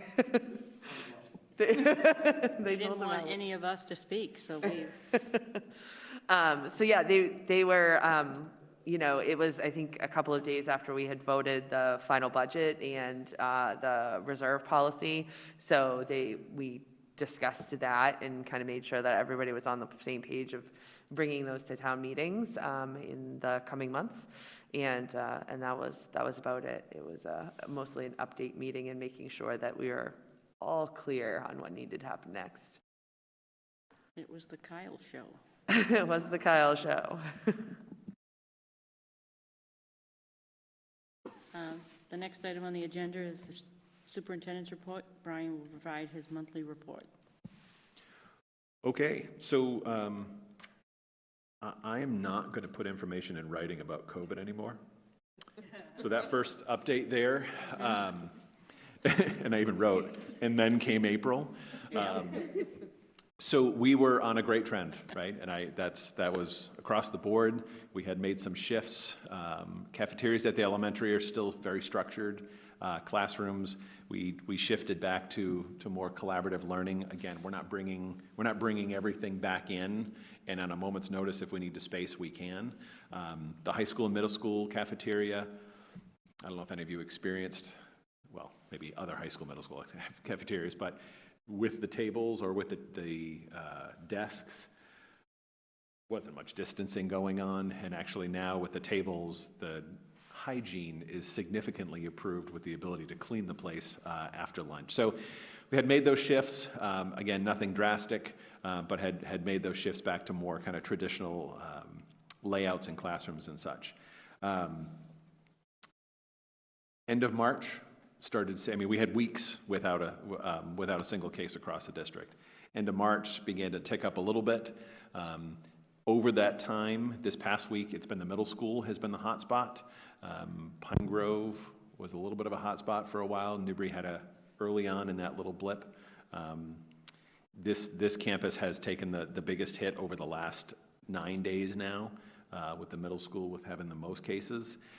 We've been watching that. We've been watching it very closely with all the public health nurses and the school nurses, and looking for connections. I know we're not tracing, but my gosh, don't tell the school nurses that, because we're tracing and looking for all the connections with the cases within the school setting. So at this point, we haven't made a shift or any other. Half an hour before the meeting, there was an email with, Bonnie, who is the district tracer. She's a public health nurse for Newbury, as well as Pam Lara was on a whole string with middle school folks, and we're not making any shifts at this point because there aren't connections. That there was maybe two students or a student and staff member in some locations, but it is so perfectly evenly spread throughout the school that there isn't a spot. And they didn't believe, and again from the public health side, that a universal masking with the vaccine levels was appropriate at this point. So we're right there. I have that, I have that authority. I forget which policy it is. JLCC, that if we need to, we'll mask, whether that's for a short period of time. Almost ready to mask 2 classes, and we ended up not, because some of those connections weren't true that we were assuming. But the break could not come at a better time. The note that went out last night, or no, tonight, with the tests, I'm asking everyone that's participating in the testing program to use a test tonight, but then next week's hang on to it, and everyone, hopefully a high number of folks testing on the Sunday night before we return from break. But certainly happy to answer any questions. It has been a busy week, particularly at the middle school this week, but they're watching incredibly closely, and we're certainly in contact with the public health folks and taking their recommendations when they're making them. Maureen? So Brian, if you got to a point where if you would have to say at the middle school that they had to mask, would that include the high school? That very question was asked. It doesn't have to. It would be hard not to, right? I mean, I think at the end of the day, it depends on where we believe that the cases are contained, or if they're contained. And if it's universal at the middle school, the majority of the day is the students are completely separated. Yes, they share hallways. But it wouldn't necessarily have to be the entire campus. I think I would say, even with our school nurses and the public health nurses, there have been opinions back and forth on that. But it would depend on the facts that drove the decision to mask a class, a grade level, or a school. Are we still monitoring our, 4 air exchanges per? So we're keeping up with the regular maintenance on the HVAC systems in the building. We don't have any devices available that would meter them to tell what the air exchanges are, but anytime a system goes down, we make sure that it's repaired right away. Yeah, is that what you mean? Keeping updated? Yeah. Yeah. Okay. Making sure that The functioning, that they're blowing, yes. What is supposed to be exchanging But is weren't exchanging. we at one point measuring the exchange rates?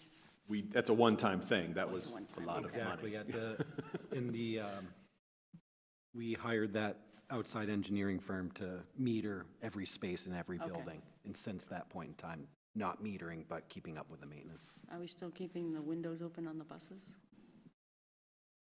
It Yes. is policy that is still in place. I can reiterate that is Well, especially with the especially with the uptick. weather getting nicer now. Exactly. Because our policy says except for in cases of extreme weather, So now that it's getting a little nicer outside, we can certainly make sure they're down 2 clicks every other window. When I've seen buses, they're still windows down. Because in no mass, we don't need to crack the windows. I just want to make sure we're still continuing with that with the uptick. Yeah, absolutely. So it could be out there, but were the tents put back up, or are those going, no, not going back up? So not currently. So the issue back here was parking. Right, but I thought that kind of got resolved, right? By taking the tents down and giving Oh, the spaces okay. back, yes.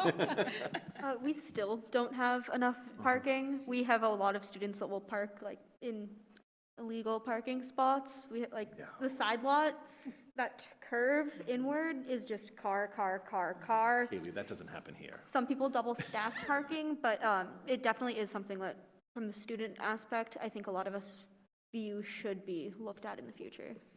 So an interesting, not COVID related, but parking related, an interesting phenomenon when we remove the fee, if someone signed up for a spot, it's easy to sign up for a spot.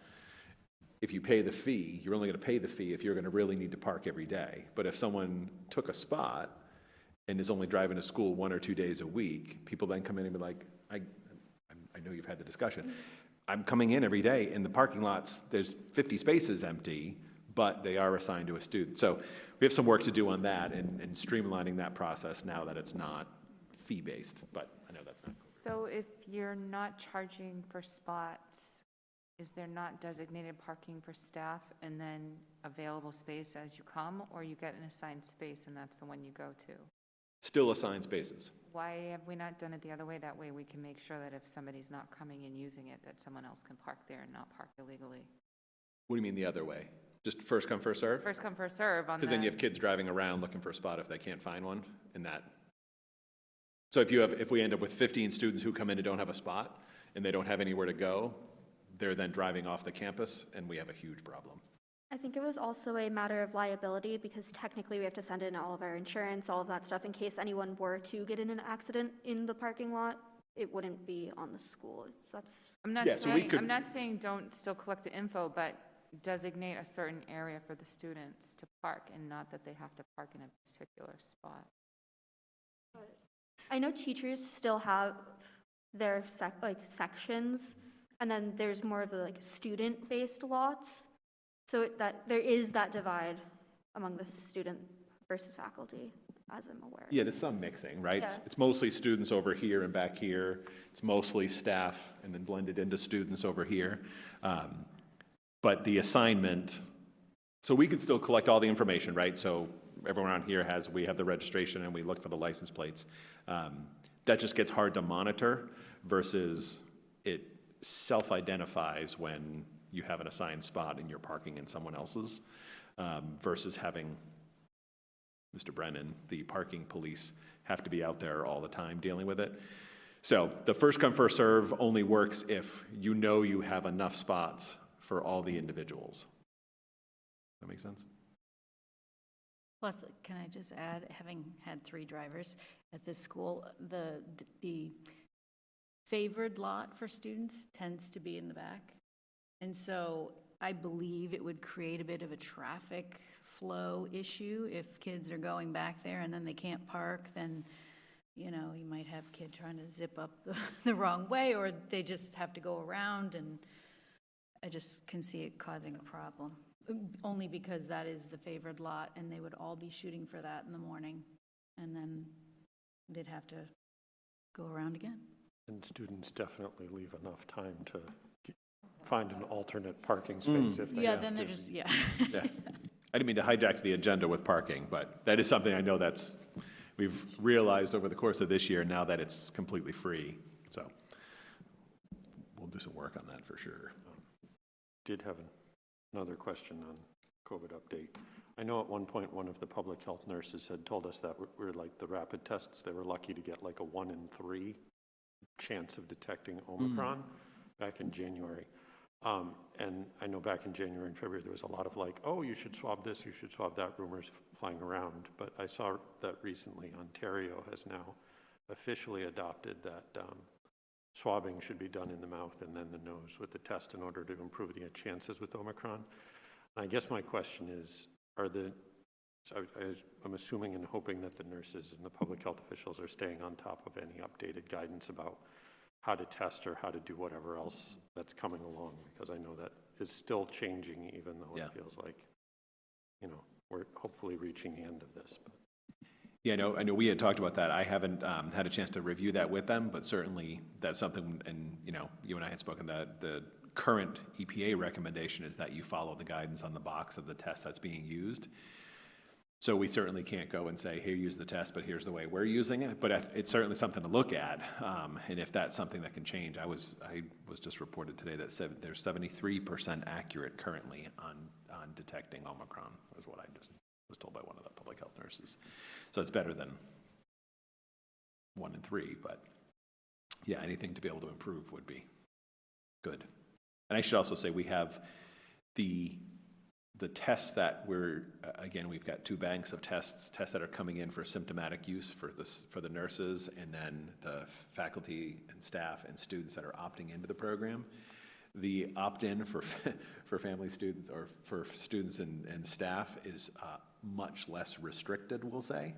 So they can't tell, you know, they'll never say it in writing, but if we float some numbers, we've got extra capacity. So in cases where there might be a case where we have some more concern, we have more tests available to say, hey, if you're willing, let's start the day by doing a little test and stay, even though test and stay doesn't exist right now.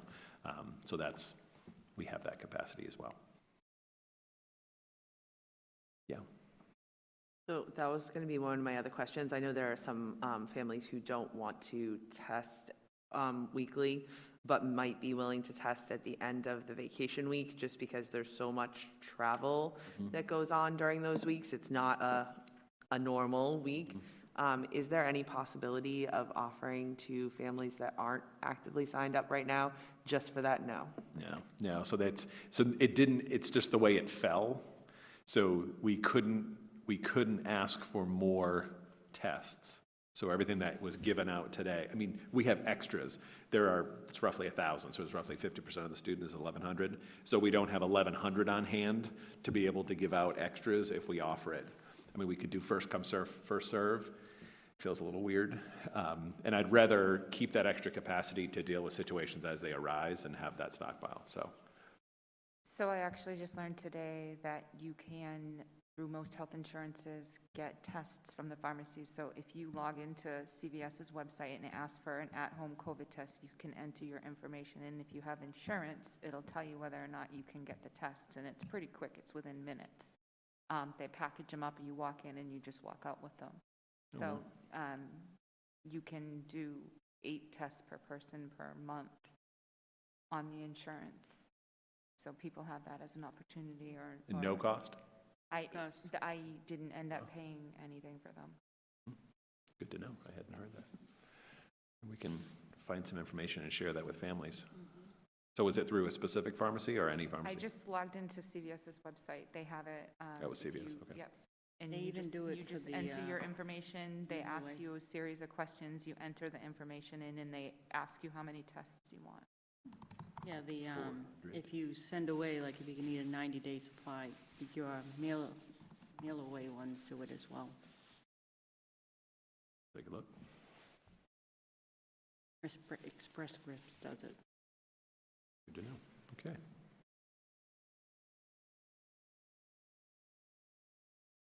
Great. And you get 8 per month for every person in your household. So if you have 4, yeah. That's a lot of tests. All right. Other questions? Are you continuing with your report? I just want to make sure there's no, I know COVID's kind of a thing right now, so I wanted to make sure that everyone had a chance to ask questions about that. So I'm moving on. End of year events, just so that you have them. There are obviously a lot of other events that aren't here, daytime events, not even just field days, but jog-alongs and other kind of school-specific events. But I wanted to make sure that you had all the kind of the full day and the evening events, in case there are any that you will likely see some invitations to, and just so you have them on your calendar. Again, everything at this point, we're planning full steam ahead for normal end-of-year events. Graduation, as always, will be outside unless the weather, and we've talked about actually a rain date, even just because of the logistics of it, and the way that we've kind of redone graduation just through COVID, the things that we've tweaked and people really like. So that's that. Quick update on North Shore Consortium. Oh, sorry. Can I just ask a quick question? I just wanted to make sure this is accurate. Yep. 11 a.m. graduation? 11 a.m. graduation, Okay. yes. Yes. So it was afternoon before, and that was not received well. Those of you who sat on the turf at 2 p.m., sweating. So it's, I think there's been some discussion about an evening, a Friday night graduation. It haven't gotten to that point yet, so it's just back to traditional. Sorry, did you say there's a rain date, or there will?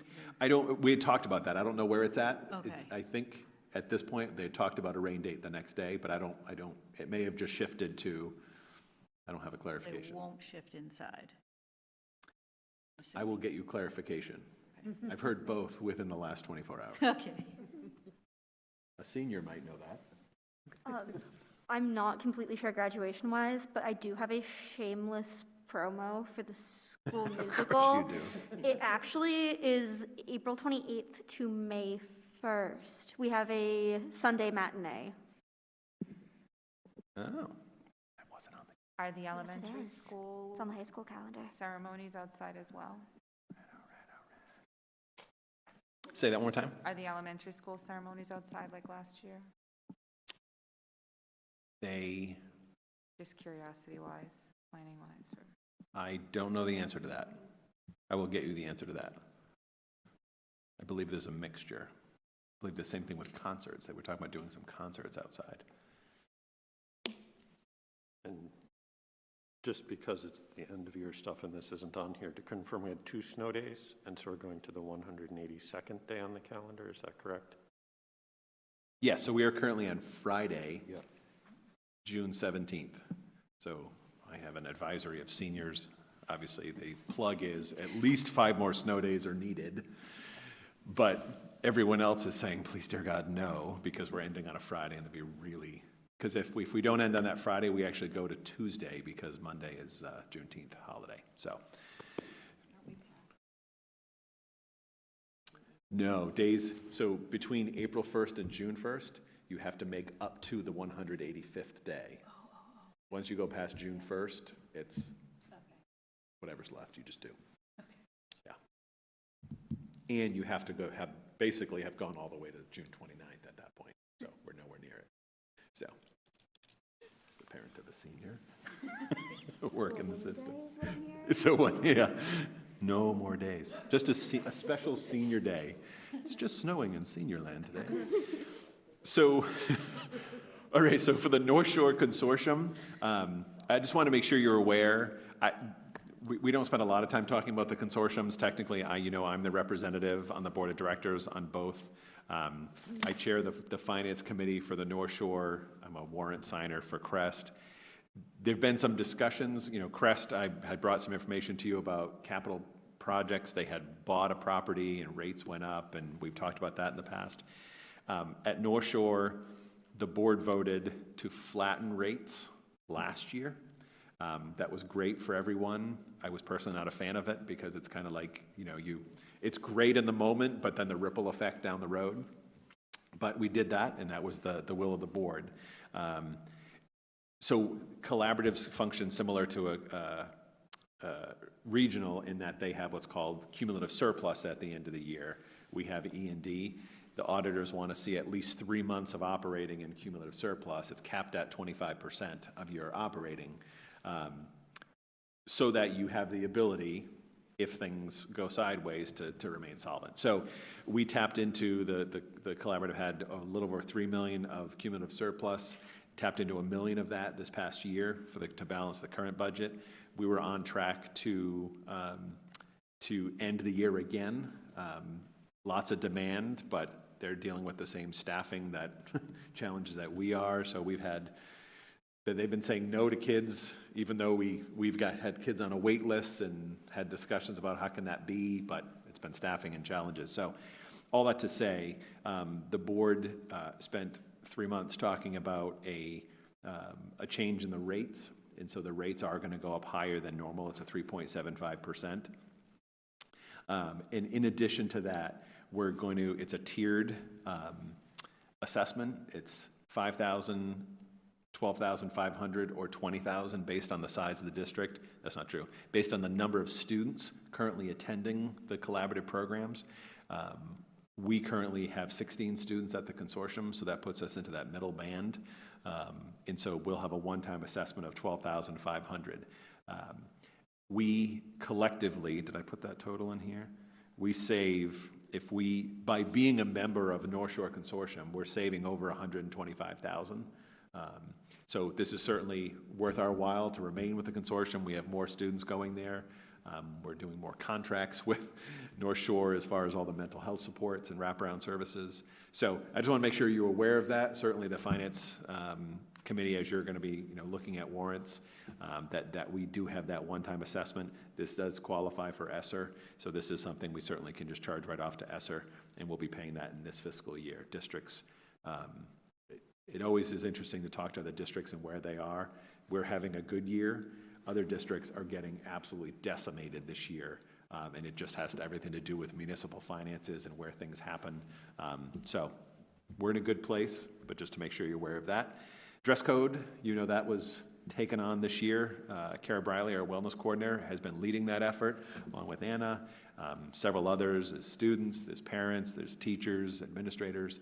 There's been some lively discussion, and I am sure that when a draft goes out, it will generate some strong responses.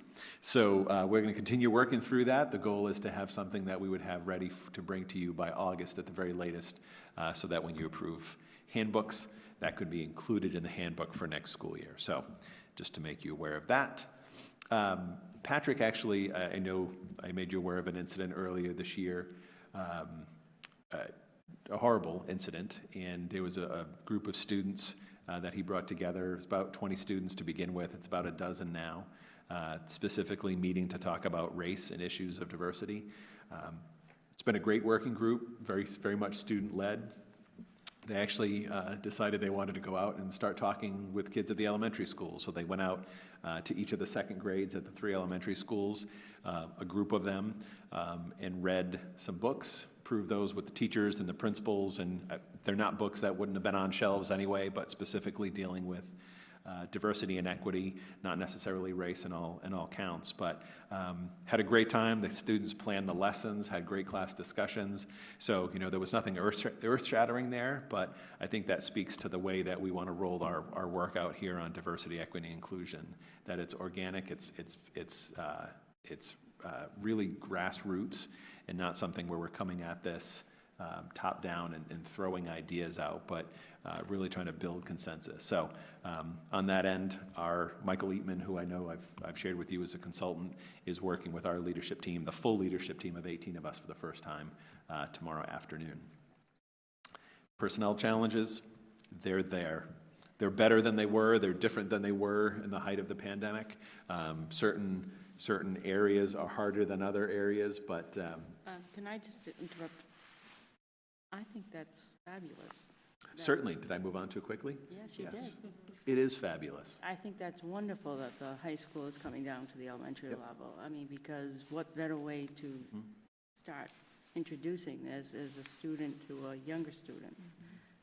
I just want to say that's fantastic, is that these kids have wanted to do that. I'm proud of them. Well said. Can I say I got to see them come off the bus with Patrick Kelly? I was just in the right place at the right time, and seeing the high school students come off that bus holding their books, and they were talking about how they were going to read and where they were going. And I really wish I was in a place where I could have kind of followed them in to see it. I'm sad but to see the excitement and how seriously they took it. They were really invested in it. It was such a cool 5 minutes. So I just want to say, for anyone, I got to see them come off that bus, and they were all in, and it was a really cool experience. So over the course of, right, so Patrick, this is his third year at the high school, and he had half a year, and then pandemic happened, and there's been a lot of change in leadership over the past 2.5 years, and I'm excited because now, to your point, Kaylee, it feels like we're getting back to that new normal. Sorry, it's when you're leaving, but you too. But you know, I feel like there was a lot of things we talked about, whether it's about student agency and getting students involved in choice, or you know, Anna working and roping in other administrators and teacher leaders in an ELA review like you saw earlier tonight. It's got to be spread out, right? There's so much talent in the student body and the faculty and staff. So to embrace and encompass all that, it's important. So it is wonderful to see high school students, and we talked about, you know, that Patrick, you've heard Patrick talk about the vision of the graduate and bringing that back down. That's in process now of having those discussions so that when we say the vision of a graduate, it's all 400 of us, not just those at the high school that have that vision. So Fabulous. thanks for pausing there. We talked about personnel challenges, nothing new there, right? It continues to be a challenge. We continue to work through it. We've had some, I would say, I think I mentioned this in the past, a little bit of preventative maintenance, delayed preventative maintenance of employees who are now able to schedule elective surgeries. So we've had some of that. Some parents are having all their kids hit by the teachers who are doing their preventative maintenance. But you know, that's just a natural progression of every industry as people are now doing things that they couldn't over the pandemic. On page 5, I gave you a full page, but I'll say there's a lot more to come. The foundation is called I Love You Guys. I dare you to go and read it and not end up in a puddle reading how the organization was named. It was the last text 2 parents got from their daughter. We were ready to roll with Alice prior to the pandemic. We had started to do small-scale drills, ready for our large-scale drill the spring of 20. Never happened.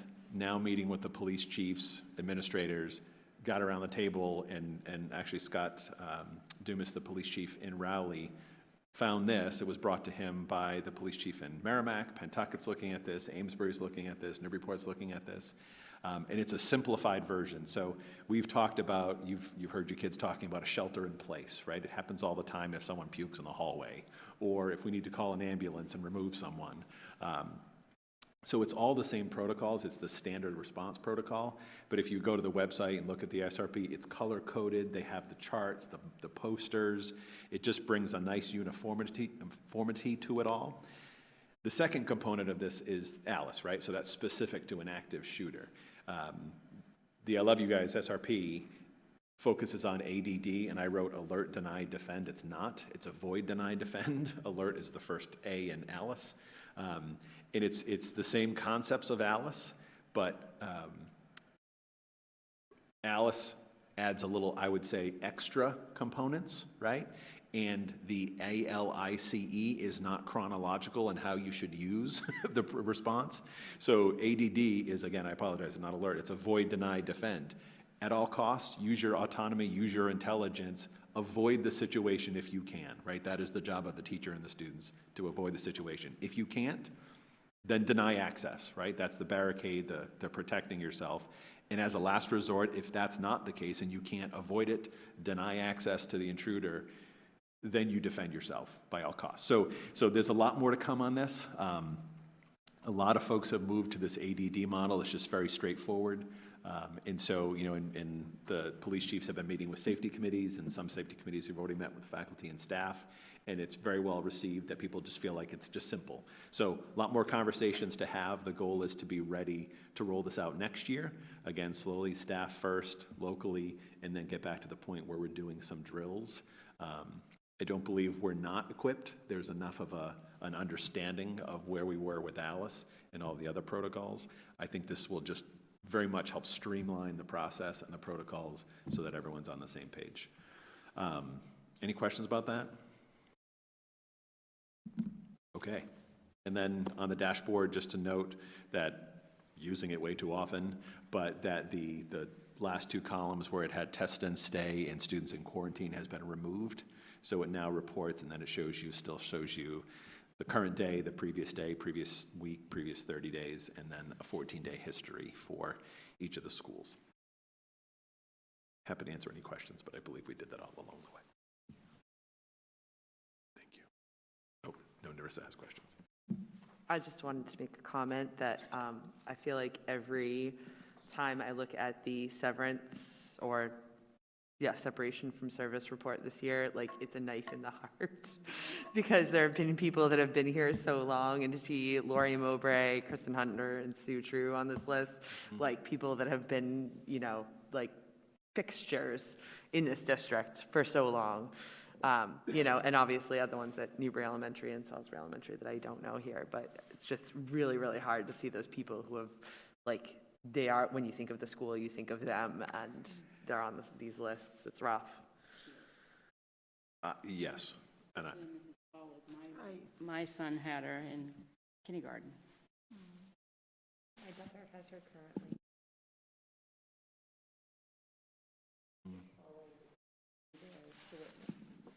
Wonderful. It's hard to see all these people leaving. And there are other people who have asked to remain anonymous for the moment. So, yeah. So, 500 more. No, I'm just kidding. No, but it is. And it's, I mean, last month, Holly Reynolds, right? These people that I started teaching with 27 years ago was side by side. So it's, yes. And these are people who, right? This is not people running away anymore. These are people who, this was the time, and we will celebrate them. We're doing a district retirement party again this year for the first time in a few years. So we will celebrate them justly. Make a motion to receive and file the April 2022 Superintendent's Report as presented. I'll second. Any discussion? All those in favor? Can I interrupt? I'm gonna pull a little Senator Tarr here. Through the gentlewoman from Salisbury who is kindly serving as our chair, I would like to ask the committee if they would like to continue this meeting beyond 9 p.m.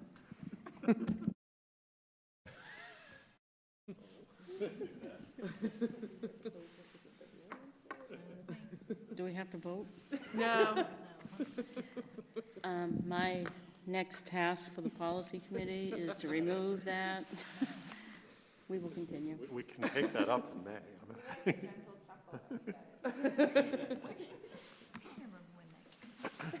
We know when it came out. Okay, now I lost my train of thought. We're on draft letter. Okay, thank you. The next item is draft letter to the commissioner. As discussed in past meetings, the Policy and Advocacy Subcommittee has been working on an advocacy letter to Commissioner Riley. Paul Goner is now going to walk us through their draft. So last month when we presented, we had a lengthy letter, and I believe that what we heard was maybe we should send, maybe we shouldn't, but definitely shorter and sweeter. So we tried for shorter and sweeter, and if the committee would like to send this letter approximately as is, or as is, then we would send it.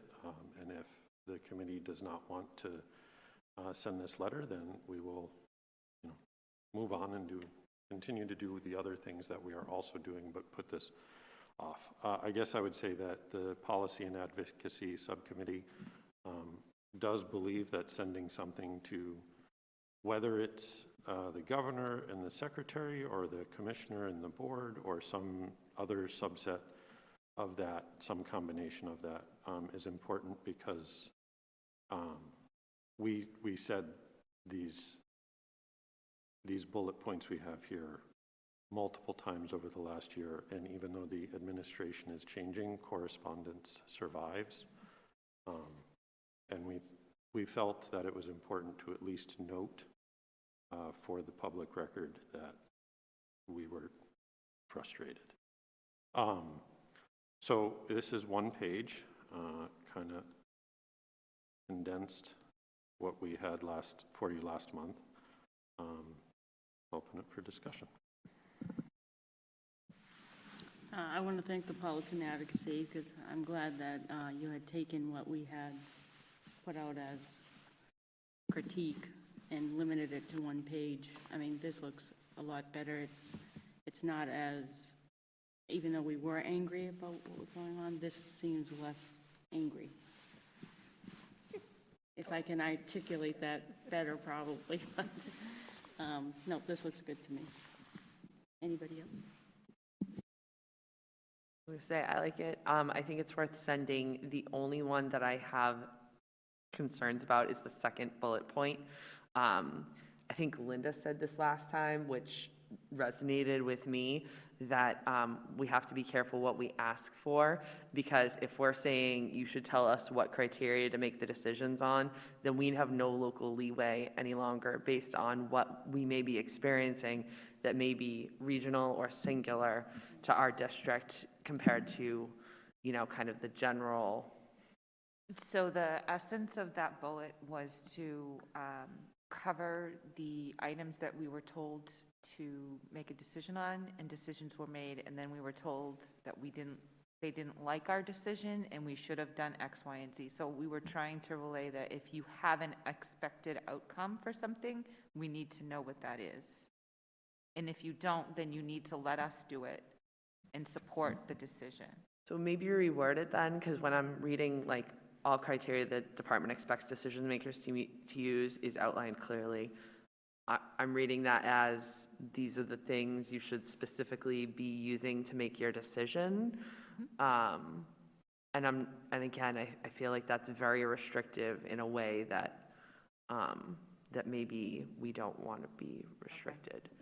Because you do, I mean, you never know what's going to crop up. Like Brian said, you know, when he's thinking about, you know, does he need to put masks in place in certain places, or does it, you know, that include the high school, when it's based on your circumstances, right? And we could set up a framework, but then that framework is going to catch things that it probably shouldn't, and that framework is going to not catch things that it probably should, because there's no ability to adjust it based on individual circumstances. So, and other than that, the only thing I would say is if we can do another read through, because I think there's some things that just don't, like reading that first one, the department is supportive of all decisions that meet expectations and keep expectations consistent. Like there's some disagreement of verb tense, I think, going on in there, or something. Like I get the essence of it, but I think it just needs some wordsmithing to make it work.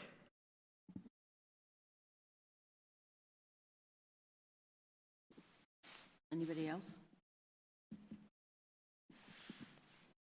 I want to thank the Policy and Advocacy for drafting this. Yeah.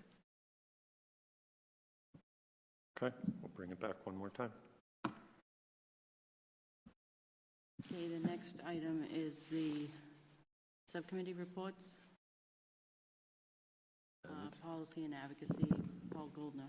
So we met to work on that letter 2 weeks ago. We just met again right before this meeting. We're working on financial policies. We also are looking at some harassment policies. The harassment policies we currently have drafts that we are looking at, and we are waiting on for the procedures that go with the policies, because the policies refer to the procedures. So we will bring those to you at a later date after we've reviewed everything as kind of a package. We also, today, we're looking at, in the past, we've nominated organizations in our communities for MASC awards, and we could not find information for a community partner sort of award this year. So we're looking at nominating Conley's for all of the work that they've done, particularly those COVID clinics for when under 12 were tremendous, and some of the other actions they've really helped us with in mitigating through the pandemic this year. So we'll hopefully be coming back with you, but it looks like there's a July 1st deadline, so we'll hopefully have something for you in May, but that is on our radar as well.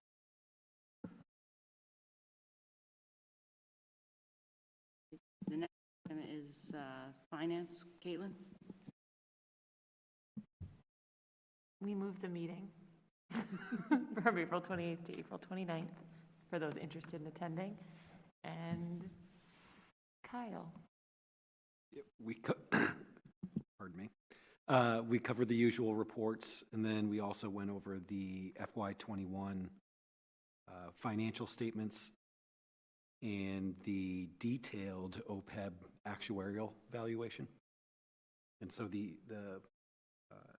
FY21 financial statements, those will be paired with a grant report as well as a management letter that we haven't received yet. So we wanted to submit those to committee all at once, but went over the financials. Personnel and negotiation. Pauline? So we haven't met and we don't have any meetings scheduled. I spoke with Brian today and he indicated that he and Kyle are working with the custodians and head custodians on the issue of job descriptions. And hoping that they can maintain a rep. They've had their state agency rep changed 3 times, so. And the next item on the agenda is adjournment. And I think this one's Maureen's to make. Can I make a motion to adjourn? I'll second that motion. any discussion? All those in favor? Thank you and have a nice evening.